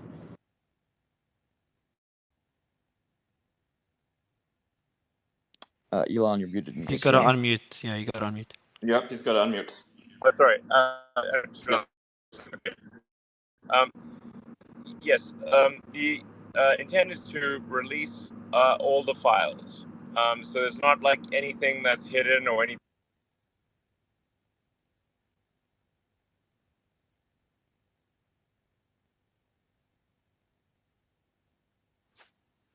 I can't hear anybody. He dropped out. Is my mic good, Kim, by the way? Is it my mic okay? We can hear you just Mario, sound like you are in. Oh, he's back. He's back. Oh, okay. Wait, can you guys hear me? Yeah, we can hear you now, Elon. Yeah, you cut out. Yeah, you cut out for a second while you were answering Alex. I mean, I think this is, this is like whatever Stasi files or, Truth and Reconciliation. Like Nelson Mandela would say, it's if you want reconciliation, there must be truth. So,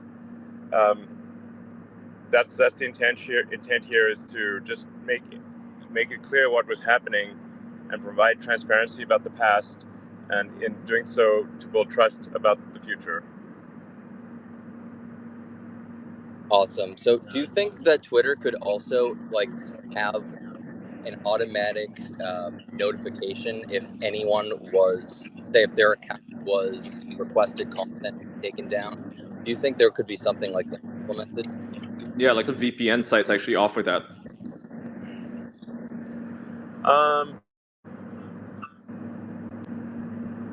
Yeah, I mean, you mean it's like if a government has a takedown request or something like that? Yeah. Like if a government says, "Hey, we want you censored," I mean, I think for example, even Germany would let you know, right? So why doesn't America? Yeah. Or with James Woods, for example, how his content was, they requested his content be removed. Say if that happened from the Biden campaign. I think both past and future requests should be made public. And sunshine is a great disinfectant, and so if if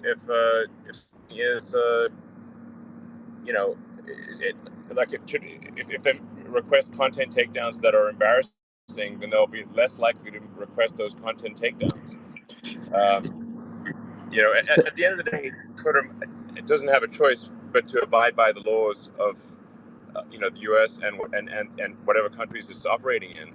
Otherwise, you get arrested. But we shouldn't do more than that. It should be abide by the laws because you have to. If there may be some potential to say, like, well, if we disagree with the law, maybe we can lobby to have a law changed or something like that. But so Elon, I want to ask you on this point. Go ahead. Sorry.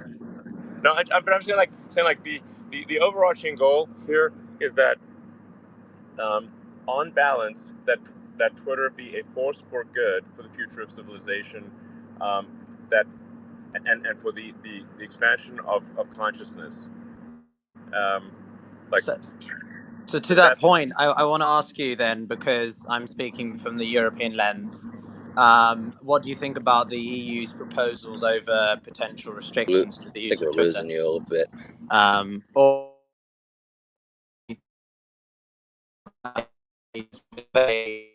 with Alex Vidman earlier this week. Interested in a space with you and him, since I know him from the week ago. We had a chat. I invite you to. Oh God, why would anyone if you'd be interested. If you'd be interested. Don't waste your time with the intelligence community, man. Seriously, yeah. I'm teasing. But I am curious about your thoughts on the European Union perspective. Well, actually, there's a lot of the EU rules call for things that I agree with, which is transparency and an ability for users to appeal and have a clear process. So I think in terms of the Digital Services Act, I think it's mostly good. I think we have to watch the implementation of it and make sure the implementation is not bad for the people of Europe, but the actual I think most of what is in there I agree with, because it's transparency and accountability. It seems quite sensible. We just need to make sure that is not warped in a bad direction. But generally, I agree with it, or at least what I know of it today. I have a personal question for you, Elon. Is that we don't allow governments to define what misinformation or disinformation is, right? I mean, that is probably the most dangerous development, to give governments that kind of power that they become the deciders of what's truth and what is not. Yeah, no, that is a big deal. I agree. That goes to the heart of the situation, is that you don't want to have governments, and especially it may not even be sort of it may not be an elected official, maybe someone who's potentially a mid-level executive in a ministry who's deciding this, and who people don't even know exists and was never elected, despite being in a democratic country. So what about the China protests? What role do you think that Twitter can have in helping to support Iran, Ukraine, China, and other countries that are facing, technological oppression and limitation in their access to freedom of speech? Well, I mean, yeah, like I said, we'll do whatever is possible within the bounds of the law. So, I have a kind of a personal question, and I've been curious.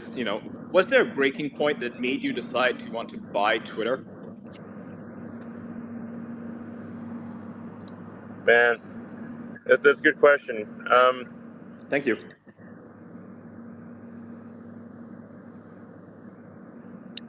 I was hoping you would say the child exploitation that you've done more to get rid of in the past month than they did in the past 10 years on Twitter. And I wanted to thank you for that. And I'm sorry that the media has completely snubbed you on mentioning the fact that you guys have gone above and beyond to make that happen. And Eliza Blue, thank you for your work and efforts there. Yeah, I'd like to say thank Eliza Blue. I would like to thank Andrea as well. We've actually had, this is actually like a really good case of crowdsourcing, of having people on Twitter actually help solve the child exploitation stuff. It is true. Yes, Twitter has done more to stop child exploitation in the last month than probably the last 10 years. That's insane. It kind of blows my mind, frankly. And we're going to keep doing it, and it's always going to be number one. I mean, it's like kids can't defend themselves, so we must defend them as adults. So, yeah. Back to the question by Ian. Yeah. Mario, we can't hear you. Mario, you sound like a mosquito now. Sounds like he's in the toilet, to be honest. Elon, do you still have plans to drop the W? Everyone is asking. I mean, technically the poll did come out positive on that. So the people have spoken. No, the people have not spoken. But more to my question, I don't think you answered that. I want to know, what was the breaking point? I think a lot of people want to know this one. What was the breaking point that made you want to buy Twitter?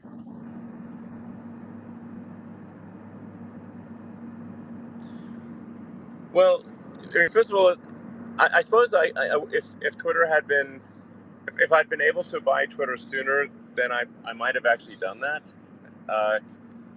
But there had to be a situation where my liquidity was enough and Twitter's value was, whether there was essentially a closing price, would I actually have it? That wasn't the case until recently. but I guess it just felt like it really had been building for some time. So I wouldn't say there was it wasn't like a step change suddenly.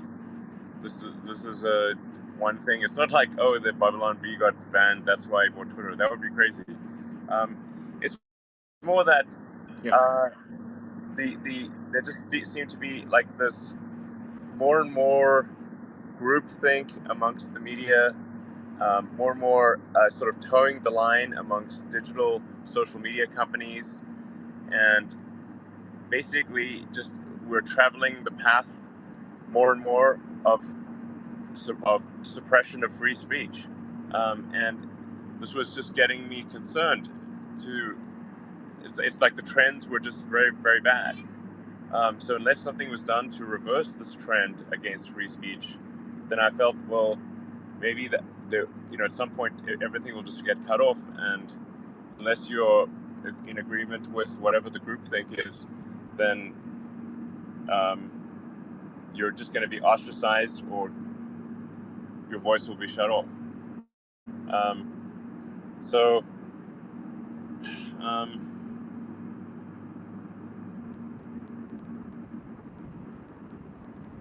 like I said, it wasn't any one thing. It was just like, okay, I think I can't exactly say why, because it's like one of those things where it's like it's just that my biological neural nets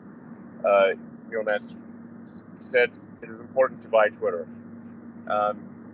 and just like with a digital neural net, you can't really exactly explain why the neural net is able to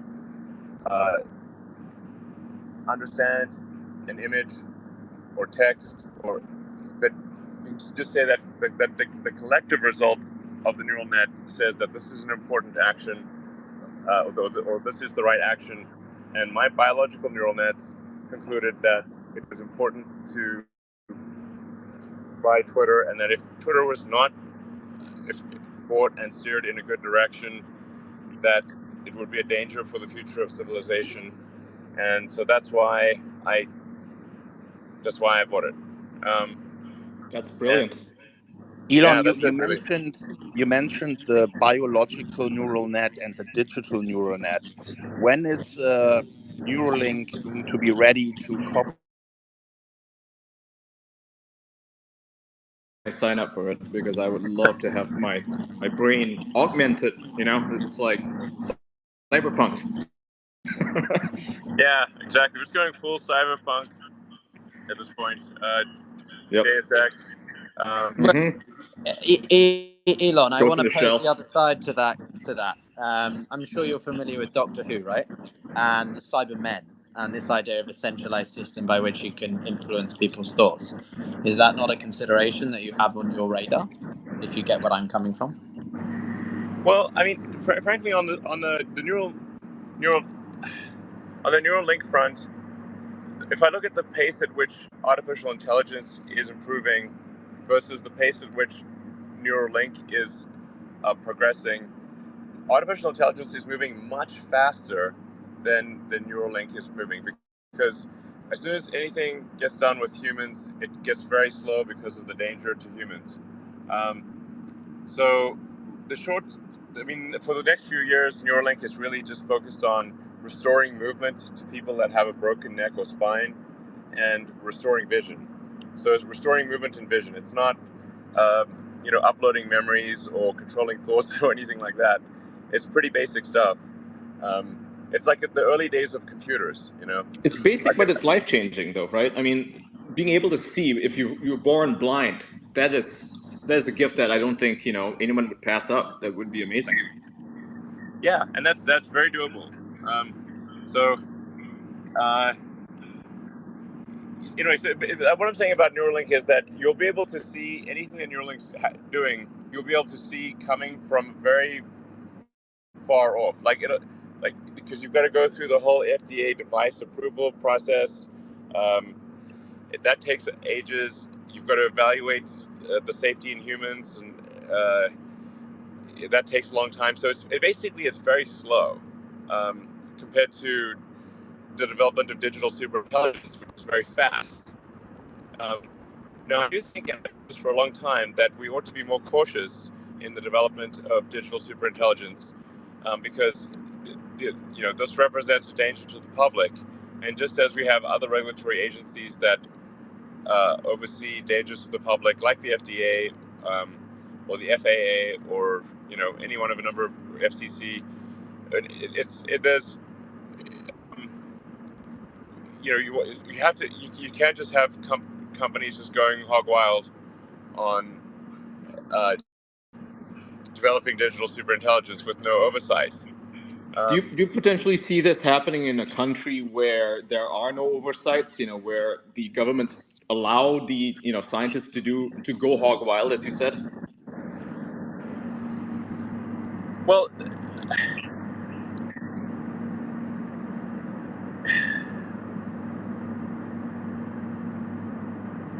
look, there's the things we can control and things we can't control, and I think there should be some kind of oversight in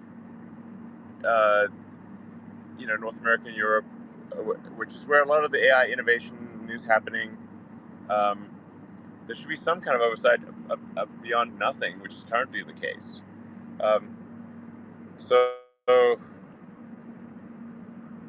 How far do you think we are from general artificial intelligence? Like, what is your time frame, you think, until we have the big deal?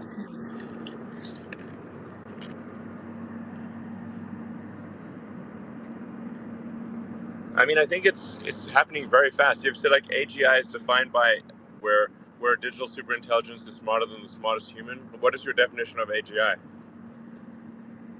Yeah, exactly. I mean, once AI is able to basically program itself and understands how to advance itself, that would be the level where we need to start to worry, right?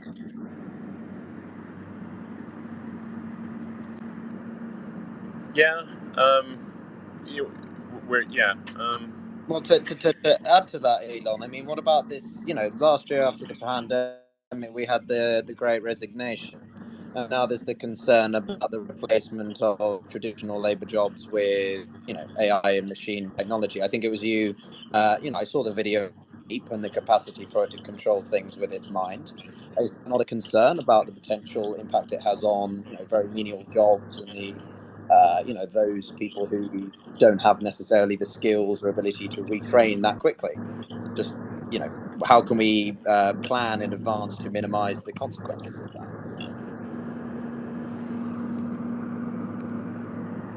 Sorry, the audio is like not good right now. So, oh, no worries.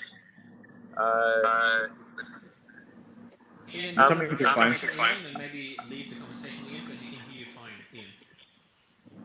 Hey, yeah, we can't hear you, Mario. Maybe we can have another space sometime in the future to talk about AI, because I think that is one of the big topics, where a lot of people don't really realize how big the risk of AI is, and what you are always asking for is, more regulation, better rules in order to prevent the worst case scenario of an AGI taking over and basically wiping out look at artists in an and afternoon. their jobs. I mean, Midjourney has basically replaced graphic artists for book covers. Yep. You don't need a book artist anymore. You can just do it with AI. Not to change the subject back to the Twitter files, but Kim, I just want to ask Elon a quick question about Section 230. Are you concerned about that now, and what the government could potentially do to Section 230 as a result of the flattening that you're creating at Twitter and all the truth that you're pushing out and the objectivity? Well, I think it is, and I did say this on Twitter publicly. It is good that we actually that the House will be Republican. It's generally not a good idea if in the U.S. if the House, Senate, and executive branch are all of one party, then you have sort of situation. So it's good to have at least one of those branches be the other party, because then they will check the worst excesses of both parties. So I think I think it's good that the House will be Republican, and at least and people interpreted that as like, oh, I must be some huge Republican or something. It's like, no, I'm a huge moderate. Actually, is what I am. It's just like I wish people were rigorously moderate, but like by its nature, being moderate does not lend itself. You don't be. It's like be fanatically moderate, but fanaticism and Be a moderation radical don't go centrist, as together. I think some YouTubers like to say, right? Be a radical centrist. Yeah, exactly, radical centrist. So it's just like you want to have the government pass laws that are in the best interest of the people, not that are in the interest of a small segment of the people. So that's why I think if you have a mixture of parties in control, then they will pass only things that sort of are the intersection of sets of what both parties agree on, which is more likely to be in the interest of the people.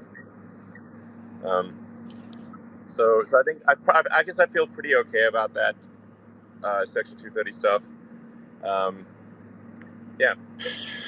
Elon, can you just quickly, guys? Can you hear me now or no? We got you. I hear you. Yeah, I've got great speakers that just came up because now it's not glitching for me anymore.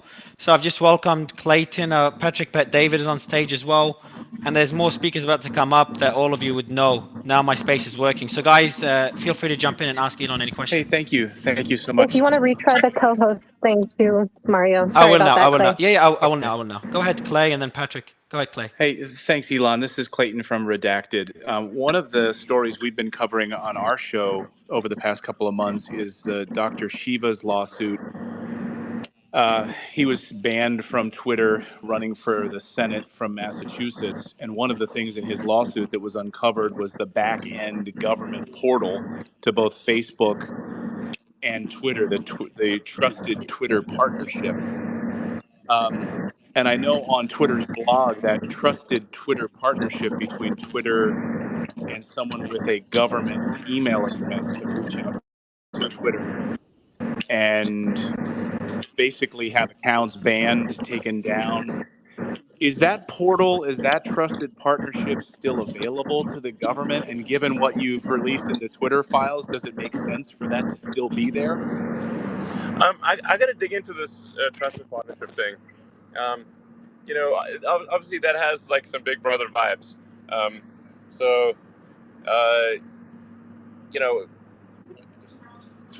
Twitter will adhere to the law, but it will not do. It's not going to go beyond the law. And if there are laws that don't seem to be in the interest of the people, then Twitter will push to change the laws to be in the interest of the people. But I'll dig into this Trusted Partnership thing, find out what's going on. Yeah.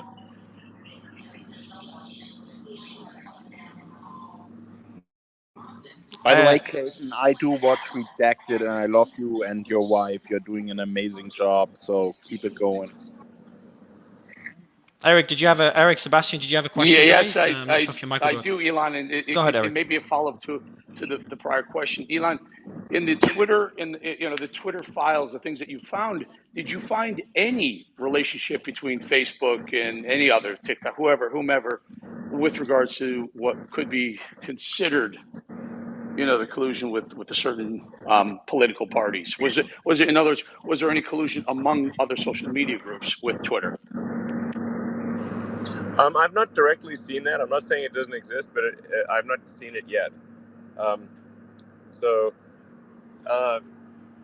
In fact, in terms of the Twitter files, Matt TV's read way more than I have, like by a ton. Because my priority has been just getting Twitter healthy and fixing Twitter engineering so that we can actually release features at a high rate. So, that's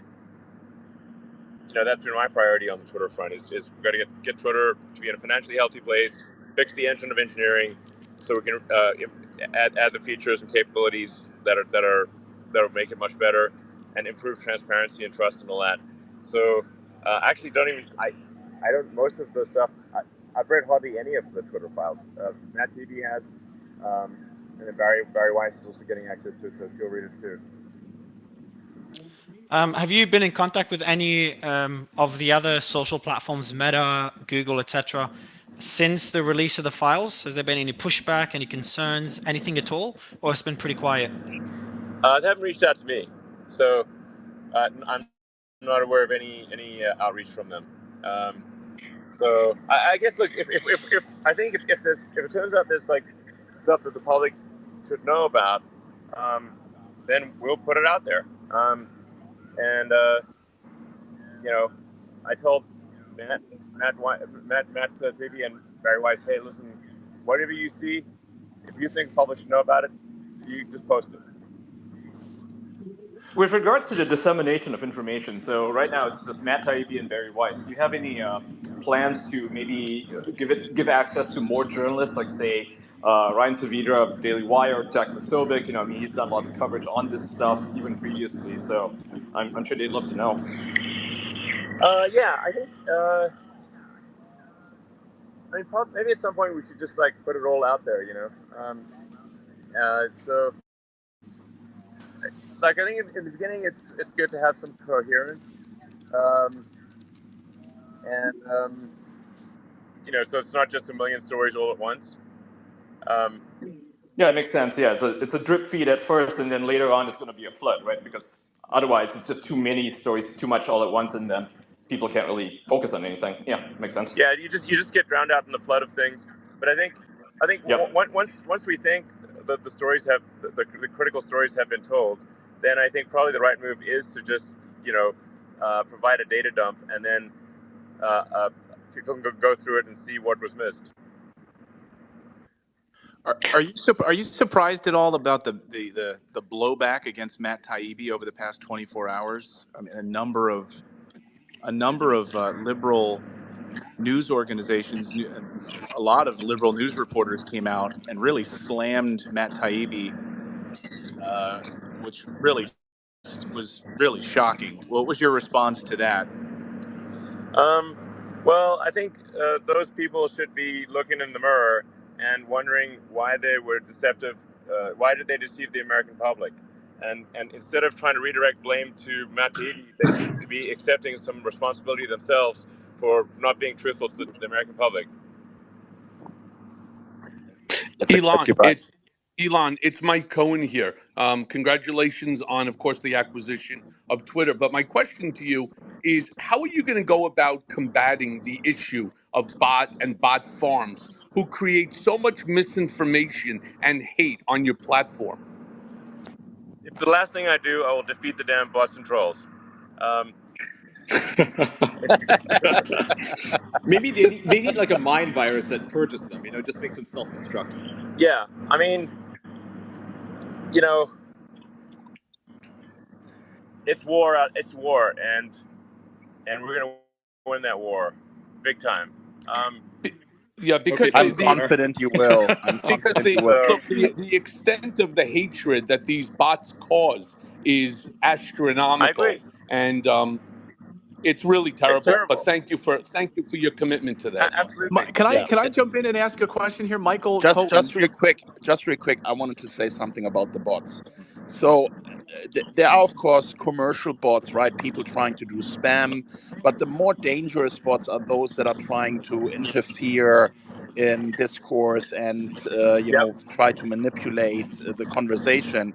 And those are primarily run by governments, right? They're run by the intelligence community in different countries. They're trying to manipulate the way people are talking, for example, about Ukraine. I think one of the more famous examples here are these so-called NAFO bots that are going out and shooting everyone down. Real people. Yeah. Often where they're mixing it, right? So the intelligence community does it in that way. They have real people, then they have bots that are fully automated, and then they even let their intelligence community employees work with Twitter profiles to chime in as well. But all with one goal, which is to manipulate the public discourse towards their goals. And I think you experienced that yourself when you spoke out for peace in Ukraine. You were attacked by these same bots. Yeah, no, absolutely. Like I said, I've been in the job a month. I'm very good at software. I wrote software for 20 years, and I was very good back in the day at defeating the scammers. And they were just like they were just the bad actors had free reign in the system before. They will not have that in the future. I look forward to that battle, and we will expose those who are acting to manipulate public opinion and shine a bright light on it. Fantastic. Hey, Kim, if I could just ask a quick question on that same topic, because there was a point at which I was told by someone who apparently had access to this Discord server for these NATO or NAFO trolls that I was among their top targets, or even the number one target for a while. So I'm just sort of a personal curiosity. By the way, this is Michael Tracy.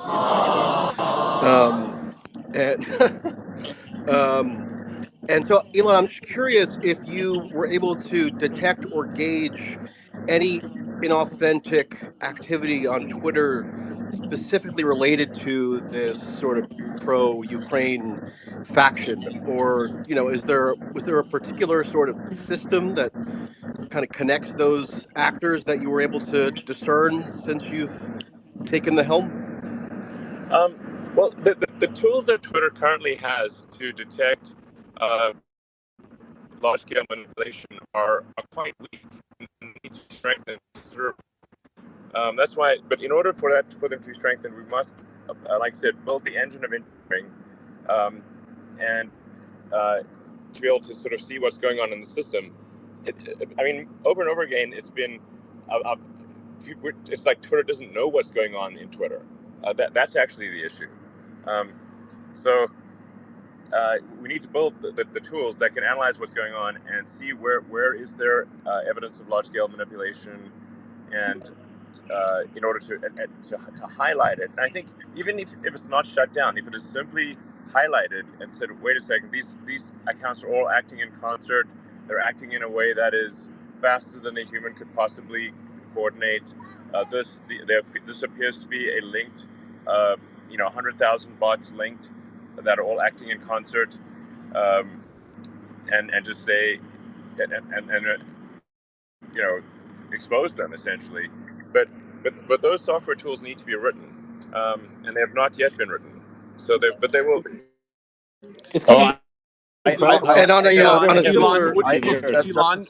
I have written those tools, so I can give them to you.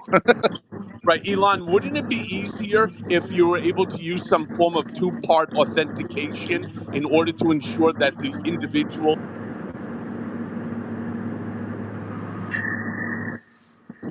You've dropped out, Ian. You've dropped out, Michael. Oh, you're back. Yeah, go ahead. Yeah, Elon, would it not be easier to just use some form of two-part authentication to ensure that the individual is who they say they are? Yes. So this is part of what's the game plan with the sort of blue verified thing, is that right now it is there are problems on many levels. It's too cheap to have a bot. So and even a troll, like it's not just that somebody's operating a bunch of 10,000 instances of Twitter accounts, in a bank of PCs. It's like you can have a warehouse and there are in many parts of the world, like warehouse where there's just banks of phones. So they actually are operated by people. The challenge right now. So the challenge is actually, you have to make it more expensive to have bots and trolls. it can't be like it's like a guy sitting in front of 8 phones, right? That's just how they operate. exactly. It's like the farms are guys sitting in front of 8 phones. Like there's like. Well, unfortunately, the disinformation budget for the CIA for these NAFO bots is over $100 million. I mean, even if you throw $8 per month per account in front of them, it's not. Is that really going to stop them? Not the $8. If it was purely a question, then I think they could overcome a budget challenge. But also then having to have a huge number of phones and a huge number of credit or debit cards, these all amplify the difficulty.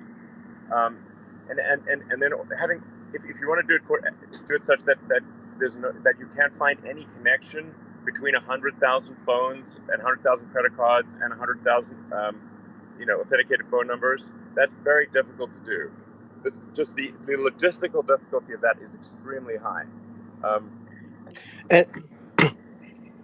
So it's more like we need to process some amount of money through the payment system in order to piggyback off the authentication of the payment system. So $8 is kind of like a random number, obviously.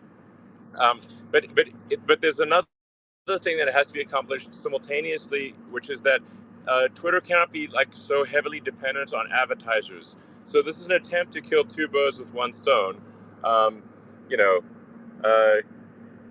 Which is build a source of revenue that is not advertiser dependent, so the advertisers do not have too much sway over what happens on Twitter, and also use the payment system as an additional means of identifying and stopping large-scale manipulation of the system.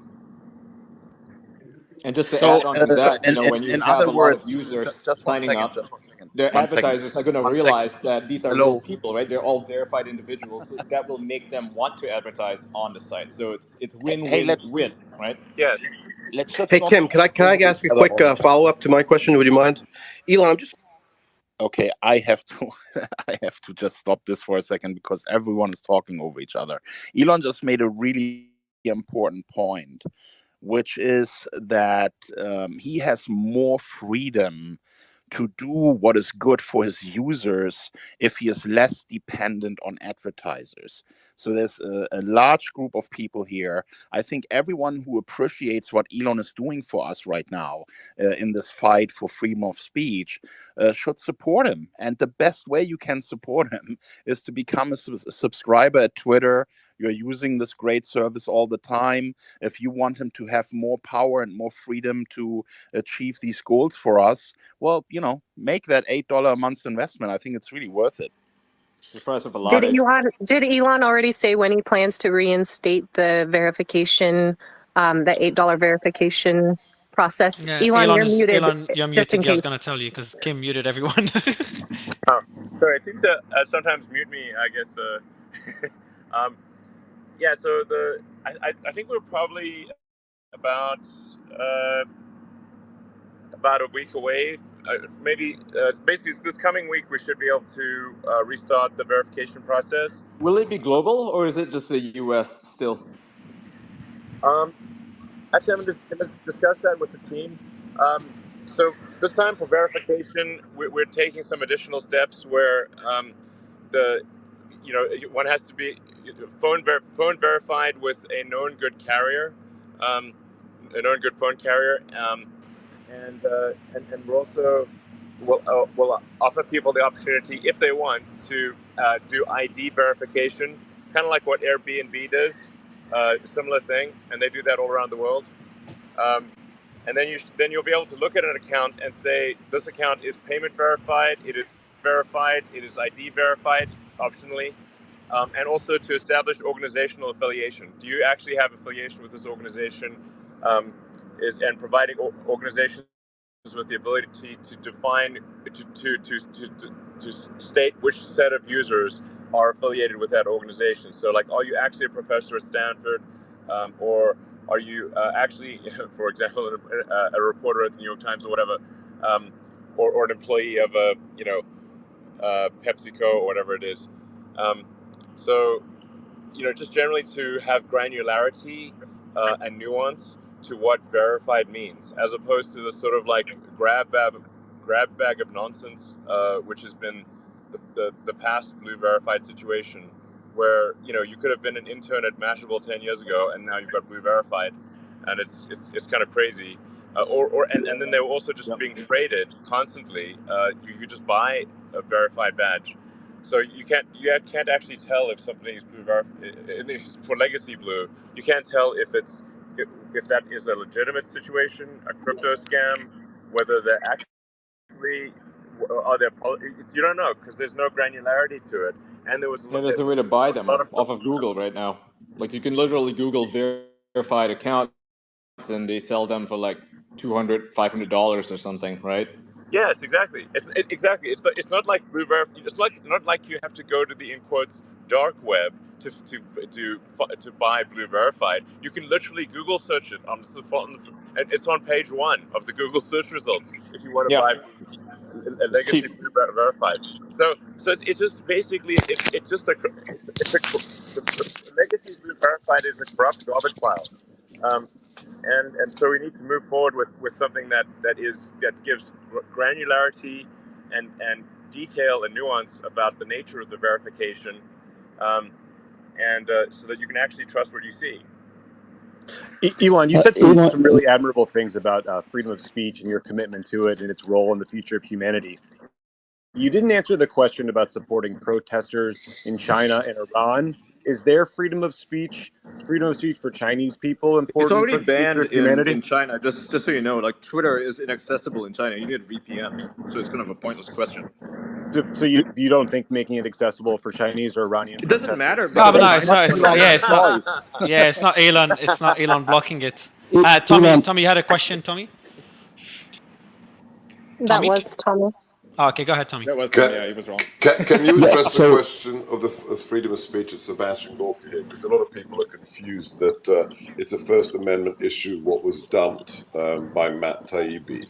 The First Amendment concerns government suppression. So anything that happened before January the 20th isn't First Amendment unless it was the Biden administration afterwards. So for those who think that, we've got the smoking gun and they don't need to wait for anything else, could you address that issue, Mr. Musk? Yeah, I mean, well, first of all, actually, there are issues if there's election interference before the government, because that is, I think, an issue. It's certainly Twitter. It would appear that Twitter falsely claimed that there was not election interference, but it would. Right, but that has to do with in-kind contributions. That's a very different kind of thing, and it is criminal. But can you tell us if there will be more smoking guns coming? Yeah, I think there will be more smoking guns, because the obvious next question is, well, what happened after the election? Exactly. Yeah. So, I mean, that's probably the right thing for episode 2, is what happened after the election. And how long do we have to wait for episode 2? I don't know. I'll check with Matt. Elon, go ahead. Yeah, Will, just quickly. Will, go ahead, Will. Thank you, Elon. Apologies if you addressed this earlier. I appreciate how long you've been on this call. What subjects outside of Hunter Biden, by the way, this is Will Kane from Fox News, what subjects outside of Hunter Biden were subject to the most government-induced censorship? As I said, you may not have heard my earlier comment, but I don't actually, like I said, me personally, I've been working on getting Twitter to be healthy and fixing the engine of engineering. I've not been sort of poring over the Twitter files personally. That's sort of been, Matt Taibbi is doing that, and Barry Weiss is going to do it now as well. So anything I say would be somewhat of a, guesswork, really. But so I don't know. There's obviously a lot of questions around Jan 6th. There's questions around COVID. There's a lot of questions, but I think the important thing is that we just get bring daylight to all of these things. And so anything that Twitter has done, and sometimes things, a lot of times Twitter's done things that were just not, it wasn't malicious, it was just foolish.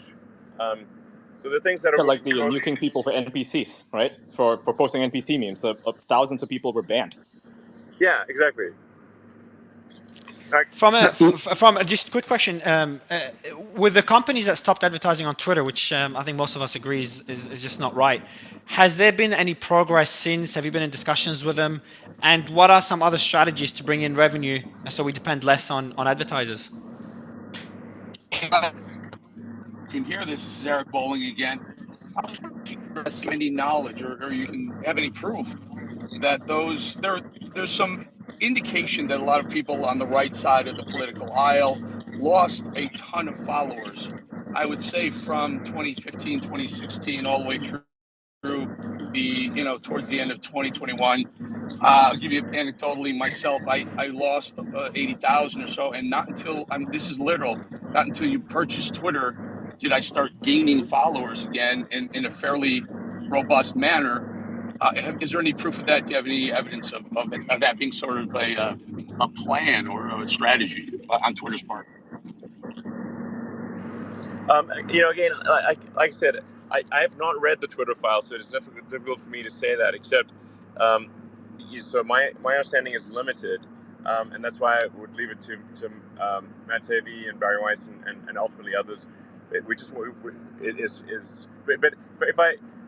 if I say what is my best guess is that there was a very different standard applied to Republican candidates in the U.S. versus Democrat candidates. So there appears, and I emphasize appears, I'm not saying this is definitely the case, there appears to have been a double standard where Democrats were not censored and left causes were not censored, but right causes and Republicans were. And it was, and I think this is frankly obvious to anyone who uses Twitter without any expose of Twitter files. It was not even-handed, and it's frankly the behavior that is to be expected from an organization that is based in San Francisco, which is far left. So from their standpoint, it wouldn't seem like that they're being unfair. From their standpoint, it's simply how they see the world. I think Matt posted like political contributions of Twitter being over 99% Democrat. So, well, what kind of viewpoint would you expect people to have then? It's the behavior you'd expect from a company that is essentially a distillation of San Francisco politics. And I hope that. By the way, just really quick. By the way, I want to make a suggestion. I want to make a suggestion real quick. Elon, when you are speaking, we can hear you really well. When you are listening, the background noise from your jet is interfering a little. Okay, sure. Can you just mute yourself when you are not speaking? Yeah. So anyway, I have a question. Like, so when you're making the files available to everybody, or rather more people, I'd just like to request that I don't know, give it to me, because I work for Rebel News, and I think we could do a tremendous job covering this as much as anybody else, really. Yeah. So Tim Cass is trying to come up, by the way, Elon, just to ask you a question. But in the meantime, I just want to go back, and I know that Persistence has a question as well. I'll give you the mic right after Persistence. But one question again, back to the advertisers, Elon. Not sure if you heard it before. Any progress there with the advertisers that stopped advertising on Twitter, which we all agree is just not right, and any other strategies to bring revenue outside of advertising? You're muted, Elon. So Apple has fully resumed advertising, which is appreciated. Apple is the single biggest advertiser on Twitter, and historically and presently. So thanks, Apple, for fully resuming advertising.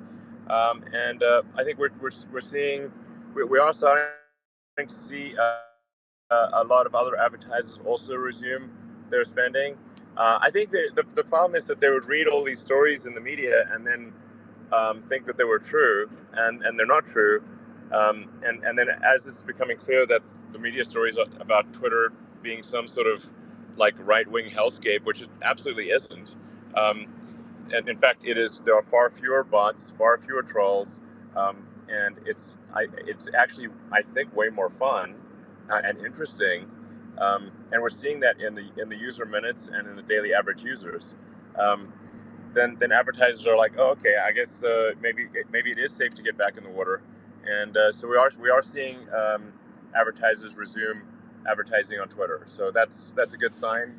I wish it would be faster, but we are seeing them resume. The more concerning factor on the advertising front is just the entire industry-wide drop in advertising, which Twitter is not immune from. So even though advertisers do get back on, the advertising expenditures in general are dropping for all companies. And so it is imperative that Twitter have an alternate revenue source, hence the subscriber revenue, which is just very important for both of the survival and of Twitter, and to reduce its dependence on advertisers. So yeah, overall, I think I'm cautiously optimistic about the future.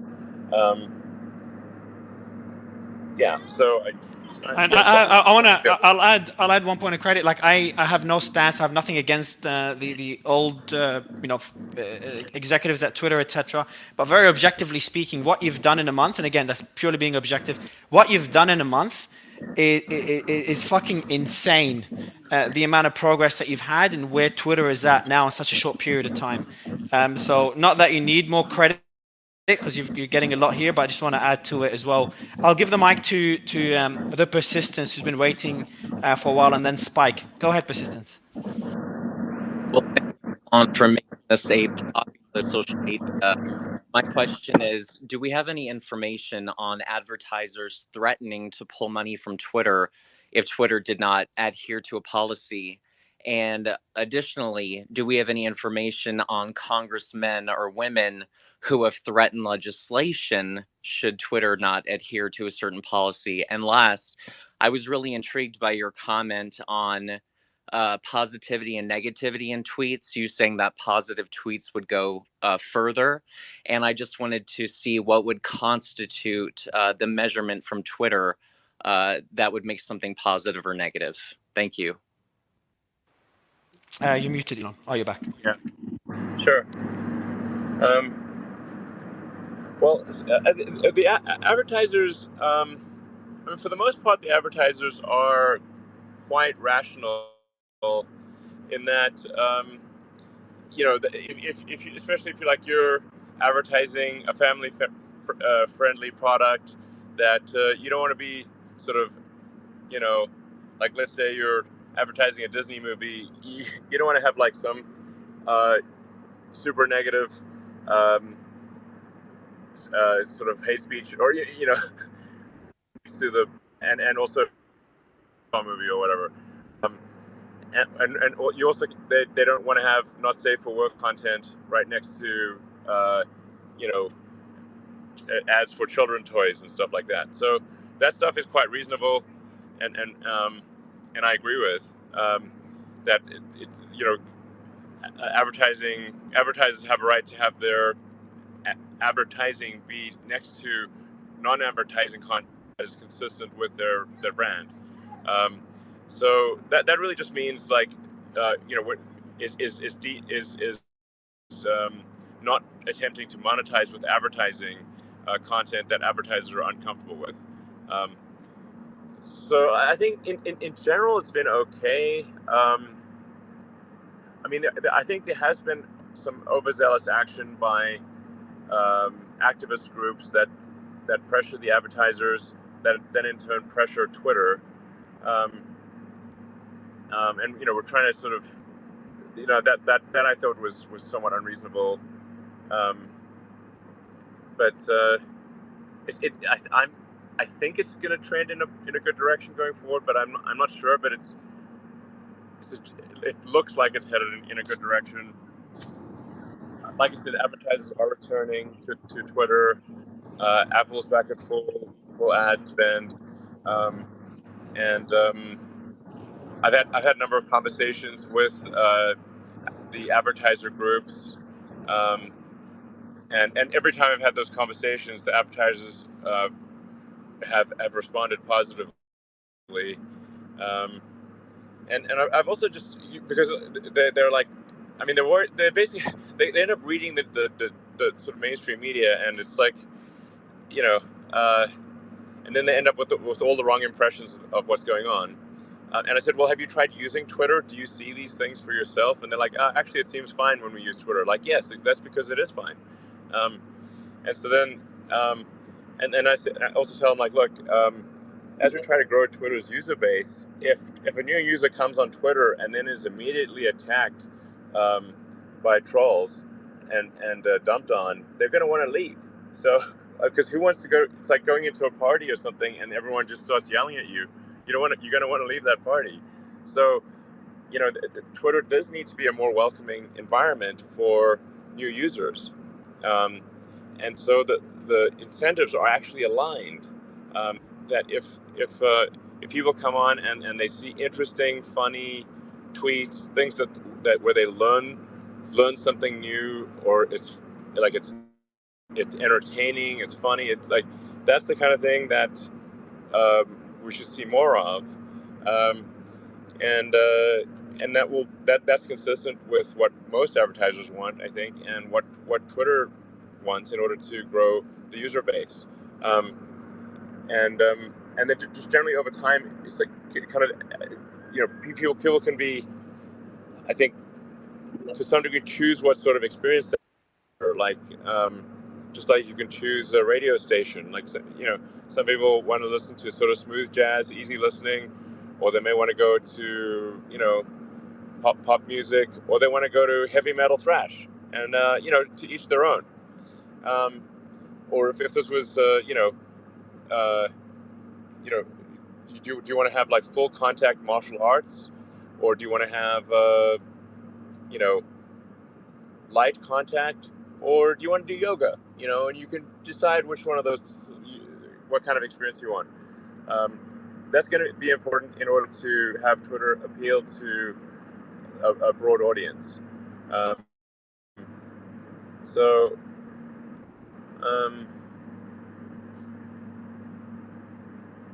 so that's the rough game plan. Tom,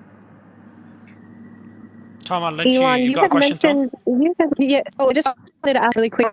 He had mentioned different color check marks for verification for different entities. Was that still going to be part of the new verification process? Yeah, so again, like the goal is like to say, how do you convey to people using Twitter as quickly as possible and as clearly as possible what they're seeing. So there will be a gold check mark for commercial organizations, a gray check mark for government, and a blue check mark for verified individuals.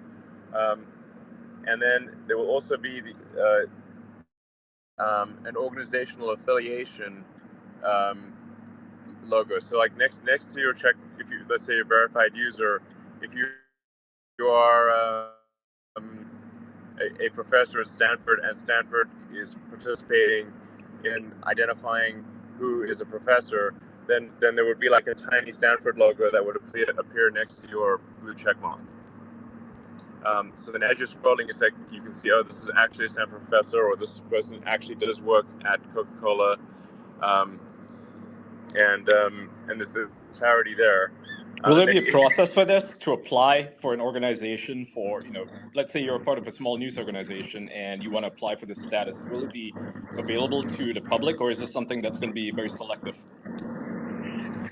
No, it will be available to the public. So it's sort of, you know, so it's not going to be like an anointed set of companies. Now, there will be a strong policy against impersonation and deception. So if someone's attempting to deceive users, then their account will be suspended. So that's yeah. I've got a question here. I'll give it to Tom, just by a pretty notable person that doesn't want to disclose their identity, but it's a simple question. By the way, anyone that has a question, you could DM me. The team is checking all the DMs. The question is plans for crypto Twitter payments, whether it's going to be like WeChat or whether you have plans at all. Dogecoin. Yeah, exactly. Oh hell yeah, Dogecoin to the moon. Doge to the moon. Yeah. Yeah, I think we do want to have Twitter enable both regular payments and fiat currency, and make it easier to transact with crypto. Yeah. Okay, I've got another question here from a big YouTuber as well. Elon, one of the first, so they're asking, they want to bring YouTube creators to Twitter. What's your plan with, what's your Twitter creator plan, if there is one? Yeah, so, well, for video, we need to upgrade the Twitter system to be able to have longer video, and then enable creators to derive revenue from viewership, which is a combination of advertising and subscription. So these are obviously things that need to happen. Like I said, in order for these to happen, like you could have a wish list a mile long, but if the engine of engineering is not fixed, the wish list is not. So that's why I am focused on fixing Twitter engineering first and foremost. In the absence of that, you could have a wish. Whatever you wish for cannot be done because the engineering is not working. Hey, I have a really great suggestion for you, Elon. And right after Kim, I'll let Tom jump in right after you. Just Tom, sorry for delaying it so much. Go ahead, Kim. Sorry. Yeah, you know how foreign media is labeled on Twitter often as like Russian-controlled, state-controlled media. Why don't we do the same thing in the US with all of these media organizations that are telling us go to war? You know, this is all great. Like, why don't we label them as well, U.S. government state media? No, I think that's a good idea. Because, like, you know, it's like SBF gave so much money to different media organizations that, and then they just write these puff pieces, and it's like, okay, we should be labeling that SBF affiliated media because it is. So, like, if you're going to write a puff piece about someone who gave you a ton of money, then the public should know that you maybe have a bias. So, yeah, I mean, I think it should be if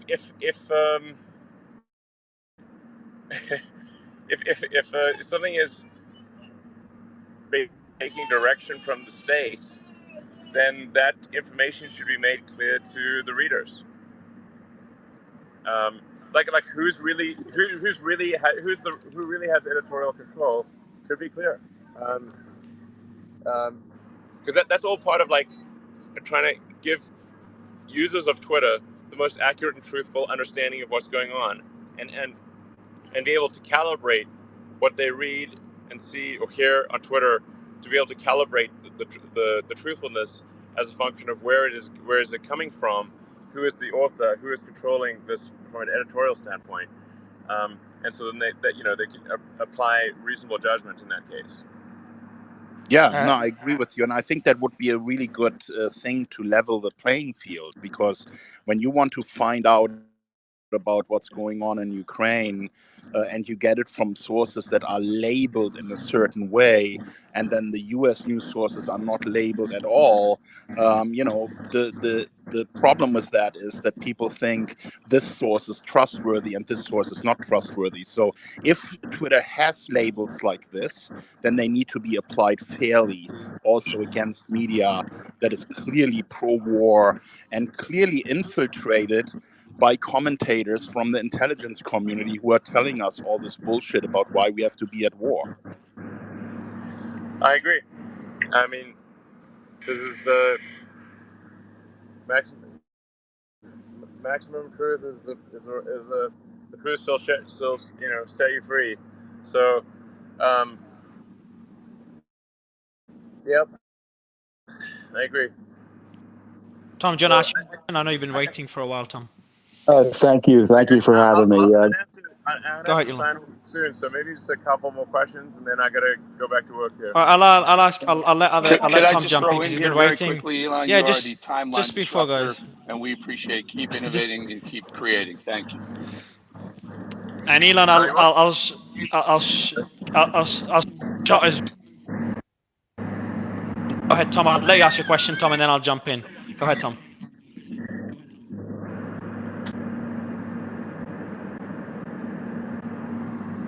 I don't think Tom's here. Yeah, so I'll jump in, Elon. My question to you, because Tom's ask. it's not working on his end. Well, it's actually a simple question. I'm gonna shoot my shot. If I can get a DM on Twitter, so I have a line of communication, and then I can try to get you on, convince you to join more spaces. So it's not a question. It's just giving it a shot on my end. I appreciate you joining again. This is Tom again. Yeah, Tom, go ahead, man. I said my word. Now it's your turn. Yeah, thank you. This is Tom Fitton with Judicial Watch, Elon. Appreciate your public service and your transparency efforts here. My concern is, as the head of a watchdog group, is the government corruption in response, not only to what you potentially may uncover, but in response to what you're doing. And when you have the President of the United States from the podium celebrate his election victory by calling for a national security review of your activities, you have senators, focusing on you. You have other government agencies investigating you and your other businesses. Are you concerned, A, about the retaliation, and B, are you seeing evidence of it already?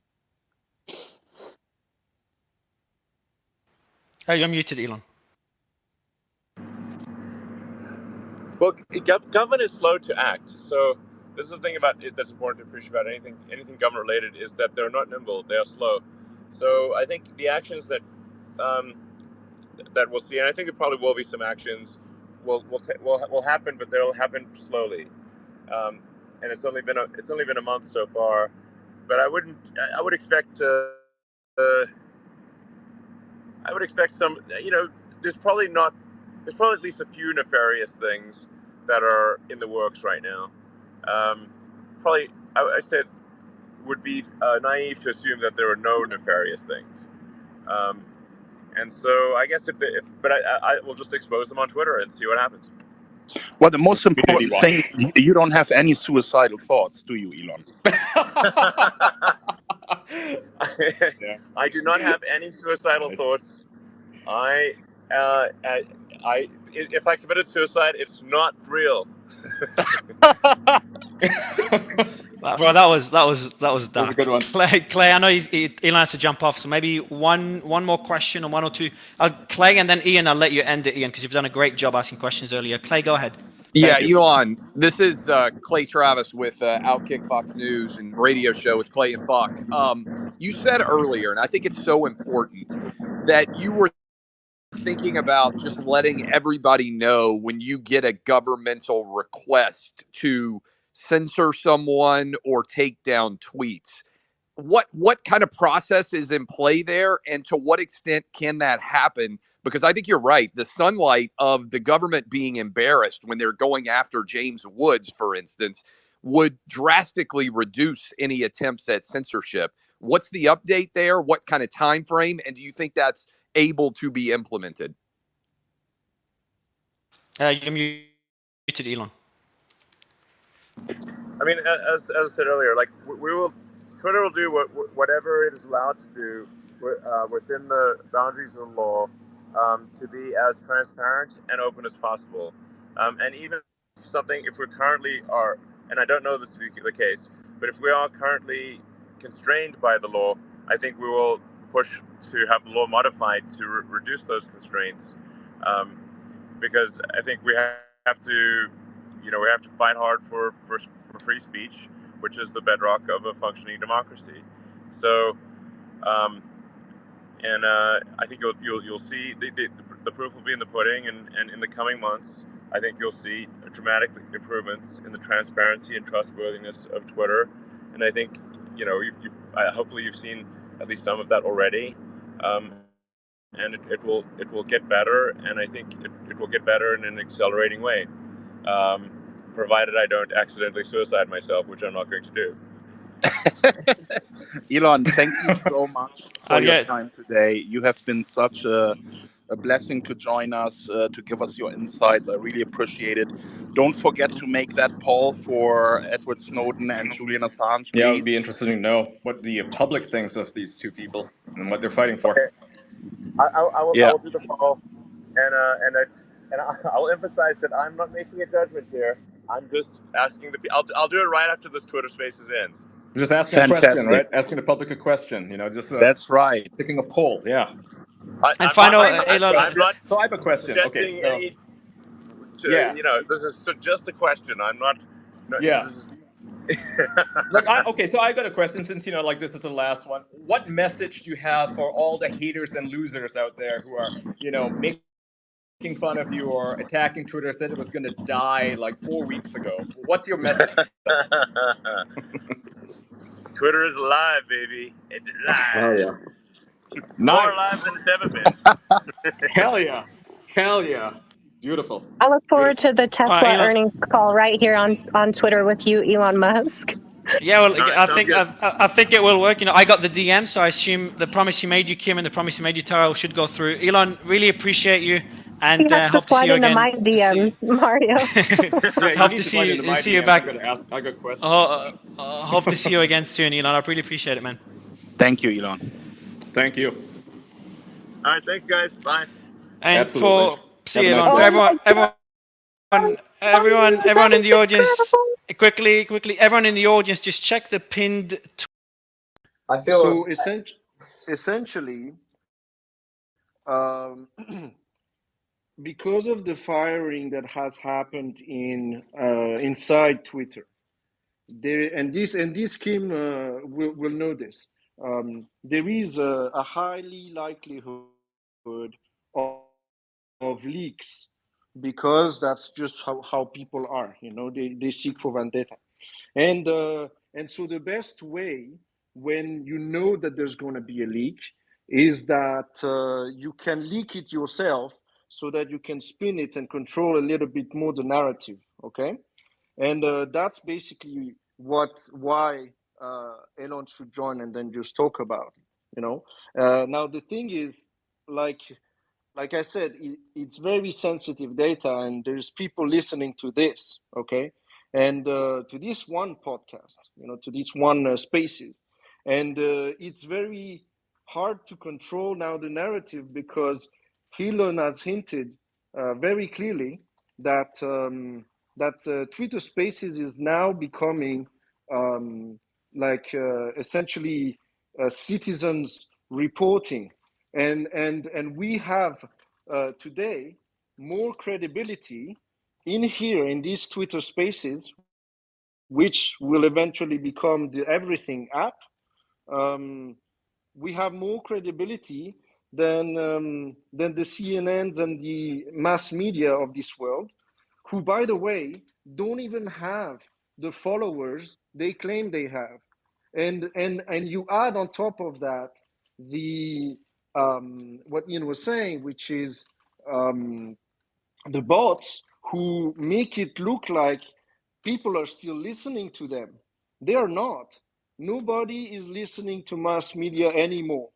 And they have completely shot themselves in the foot with the COVID narrative, because now we know that they are unreliable.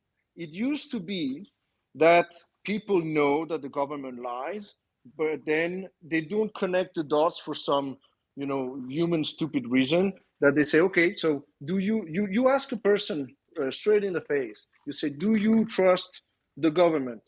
And they will say no. But when the mass media reports whatever the government wants you to accept as 100% truth, then for some reason they believe it.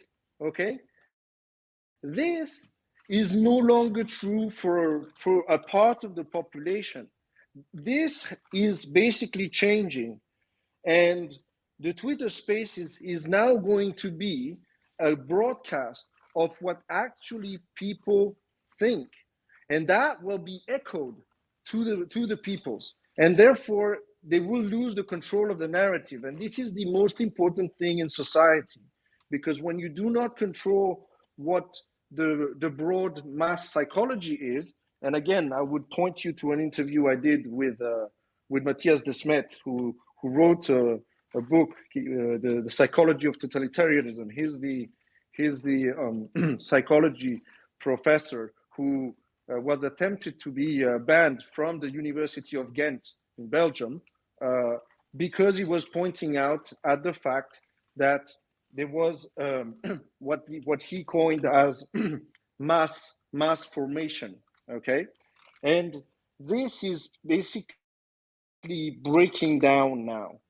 And so with this, all I wanted to say, right, is I know for a fact that Elon is listening to this, or his associates are. So I just want to say two things. Number one is, please retweet these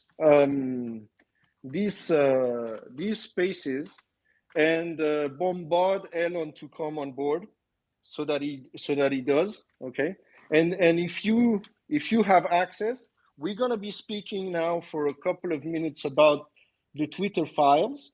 So I think it's only right, for him, who owns this platform, to come on stage and to talk about it, so that he can control what is being said, because otherwise there will be speculations and there will be things that will not be able to be truthful. So that's pretty much what I wanted to say, Mario. And yeah, Yay, thank you very my much turn. for getting me. Yep. Yeah, let's What's go. up, everybody? Richard Hart here to drop truth bombs on you guys. Look, you guys are all acting like something amazing happened here. You're not in the real game, okay? In the real game, we're still totally censored everywhere. We can't see anything we want anywhere. I've been banned off YouTube 4 different times, begged the internet gods to unban me. Thank God they did, because there ain't no customer service email. You're literally one bot away from being completely removed from society. And so many people used to be able to speak publicly that can't anymore. There was a bald dude. He used to talk about atheism and being free from your parental control. I think his name was Stefan Molyneux. Gone. He's gone. Alex Jones, gone. Trump, gone. This dude named Destiny, gone. And there's all these other people that are just totally gone. You'll never hear from them again. They don't exist anymore because they got canceled by all the people that are in power. So Elon bought Twitter to try and unscrew it. It's obviously sucked, which is why he had to buy it. It was good. He wouldn't have had to buy it and fix it. And then he discovers that, oh, look, censorship was happening. We know. We've all had, you're not allowed to advertise crypto on there. They don't accept the ads. You're not allowed to advertise crypto on Reddit. You're not allowed to advertise crypto magazines. You're not allowed to advertise anything except that hurts people. If you have an exchange that hurts people, they'll take your ads.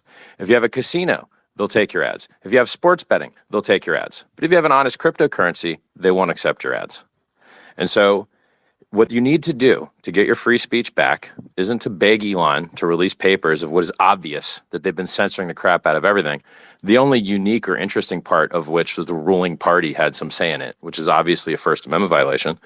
And by the way, my people, the Hexicans, for you guys that don't know, I founded a cryptocurrency. My people are receiving government subpoenas asking them for records of every conversation they've had with other people about the product. Now explain to me how that's okay with the First Amendment, how that's not a chilling effect, how that is not a slap strategic lawsuit against public participation. The government is fishing expedition asking people for their conversational records with me. Why is the government subpoenaing people's conversations with me? This is happening to me. So is anyone else on the call having people subpoenaed for their conversations? No, just me. It's not a fair world that we live in. And where's our redress? Where do we go to get fairness for this? So what I'm saying is the solution for all of this censorship crap is to treat the utilities as utilities and break them up like you did Ma Bell when Ma Bell was a monopoly. We have now public-facing communication services such as social media that are more important to us than the telephone systems ever were. but they were smart enough to break up the telephone system and allow competition and allow greatness and allow excellence. And that's why you could buy DSL from 10 different providers, even though they go through the same central telecom switch. That's the reason you could get internet from 10 different places instead of just having AOL. So regulating these utilities will give you your freedom back. Giving you data portability will give you your freedom back. There used to be a hashtag on Twitter called net neutrality. And net neutrality meant that you had to be, you and your packets and your data had to be treated the same as everybody else's. And they couldn't decide to just like, oh, you want to send a Bitcoin transaction? Yeah, we're just going to put a 10% tax on that. Oh, you want to visit a shopping website? We put a 2% tax on that. Because they could do that, and they want to do that. Like these telcos want to monetize in any way they can. They don't want to be a dumb pipe. They want to act like they're an endpoint and try and start siphoning money off you. And so basically, like, even Twitter's trying to do this, right? Twitter wants to bang you for $8, but it's so funny. They don't really want to bang you $8. You can still use the platform at the same level, roughly, as someone that didn't pay the $8. You're just paying for basically a hat, except they only have one color of hat, and it's called a blue check mark. So it's like a Team Fortress hat, except it's just a blue check mark, which, by the way, I had to work a lot harder for. I didn't pay $8 for my blue check mark. I had to do it the hard way. So it's just, I don't understand why everyone's so excited about a data leak that is something as obvious. Everyone that has let me cut you off right there. The reason people are excited about this data leak is, yes, it is confirming the obvious, but there's a difference between something being true to everybody and having evidence for it. That's the difference, right? That we haven't had any hard evidence that they were actually colluding. They could deny it, and there was no way to say, hey, you guys are lying, because that would be stipulation. That's the difference. That's why this matters. If we're going to, when I say we, I mean as in the public, is going to make this into an issue where they bring it into the court of law, we either through AG, some state, from places like Florida or Texas, or if they're going to do it in Congress, they need evidence. They can't just be saying, making assumptions and going on some fishing expedition to make the claim that can easily be denied and shot down. That no court is going to say, oh yeah, that's totally legit because it seems to be true. No, there needs to be evidence, and Elon has provided the evidence. That's what we're excited about. Elon, I shouldn't ask you, Richard. I shouldn't ask you how you feel about the EU's proposal concerning Twitter in the next few months. Then, yep. What was the EU proposal? Well, the EU's basically saying that they're going to prevent the they're going to bar Twitter unless they do something about the potential limitations on freedom of speech. No. But, if I remember correctly, every big global war has come from that side of the world, so maybe they should chill out and let the free speech stuff work. I'm just joshing with you, buddy. It's nice to see you. How are you doing? Good. So, like, the solution here is, by the way, Twitter is a private company. They could ban everyone named John legally. They're like, yeah, you're just not allowed to be named John. We don't serve John. Sorry, bye, Johns. So the only way that this evidence is going to be useful is if the ruling party used it to stop people's First Amendment rights. And I'm telling you, I think there you have it, though, Richard. And I'm speaking to you as someone who worked for Biden years ago and blew the whistle and came forward. I just had, I don't know if you saw it. I gave it to Mario. It could be up in the little top, but the Daily Caller just showed the subpoena. They subpoenaed all my social media. When I came forward, I'm just a regular citizen, but they did it under sealed warrants, and there's a sealed case. I don't even know what it's about other than I'm being investigated simply because I came forward as Biden. So what this is showing is, and I'm speaking to you now, with my lawyer hat on, is what Ian pointed out. This isn't just rumors, isn't just like people saying or colluding and talking about it. It's actual receipts of showing what prosecutors look for is a pattern of behavior, and also receipts. It shows when, why, where, and also the motive of how the DNC and the Biden campaign, and then the Biden administration colluded with intelligence agencies. Now that's very key, because then you get into the constitutional rights.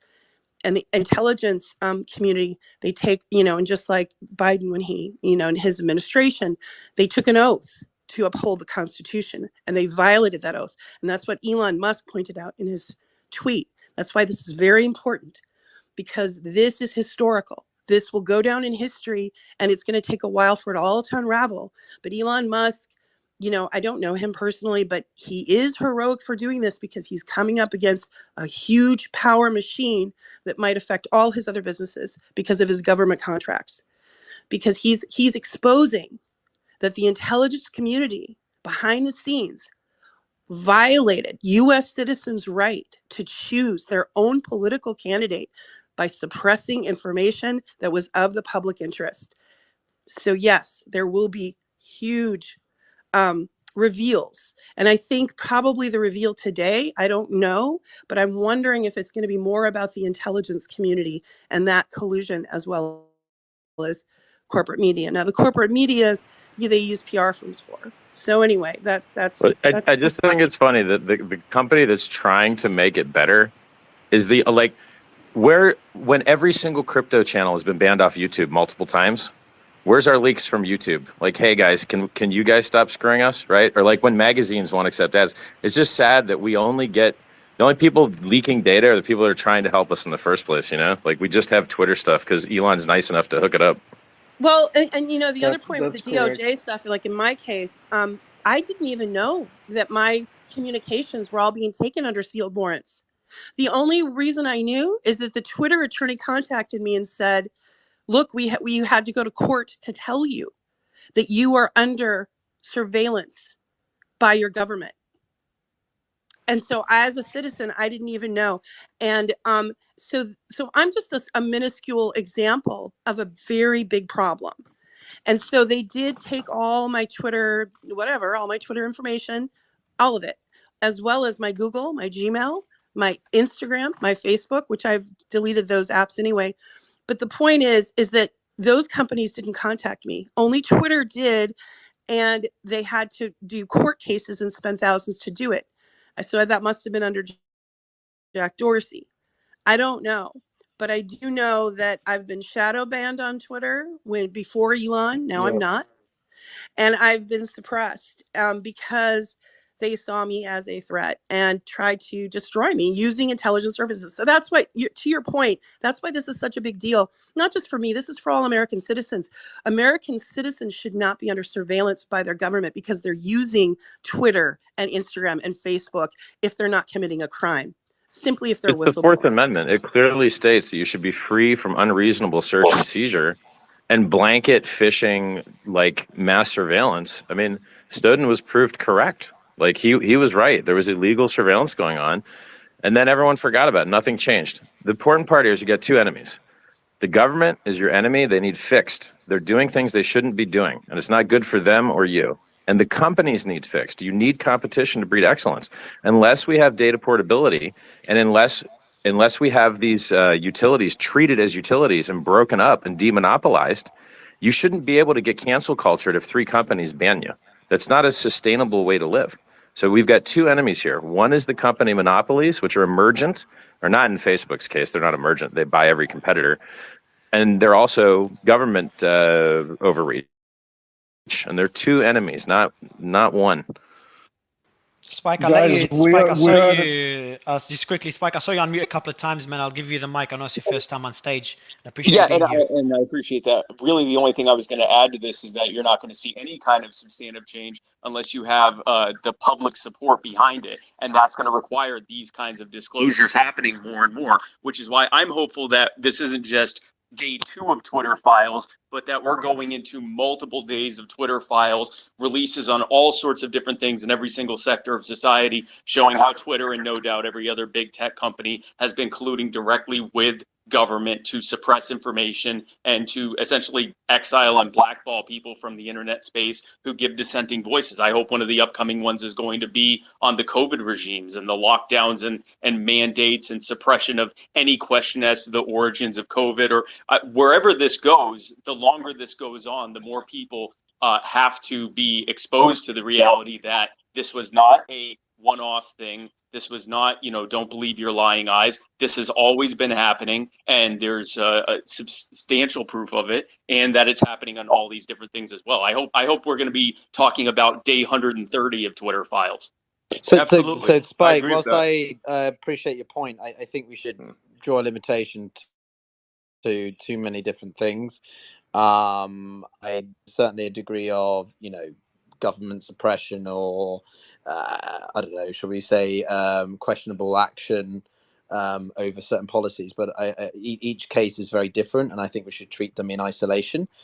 When and if certain files were to be released on COVID, on electoral issues, on the suppression of speech even and basic perspective on Twitter, things, right? Even basic things like journalists getting Twitter to suspend anyone who was posting the NPC meme or later on the Learn to Code meme, right? People were suspended for this. Hundreds, thousands of people were suspended for tweeting at journalists. And who made that call? I want to know who made that call, what it was made for, and who demanded it, right? Was it the media that was there a concerted effort by members of the media altogether emailing them, or, was this something that someone at Twitter decided to, unilaterally do, right? We need to know these things. And like you said, right, it's going to be everything from large stories, whether it was the cover-up of the COVID-19 origins, right? Because we know Zero Hedge was banned for many, many months in 2020 for reporting that there was a large possibility it came from a lab in Wuhan, right? And then months later, they were unbanned without giving any explanation. And we need to know, the public needs to know what this is about. But one point I did notice during the... go on, Spike. Go on, Thierry. Sorry. Yeah. Guys, so two things. Number one, we're blowing up, and I think once we get to the 10K listeners, we have a fair chance to have Elon here. Also, I just tweeted precisely that Elon is best placed to be discussing the subject. So if you can just I thought you had a connection. Why do you have to retweet now?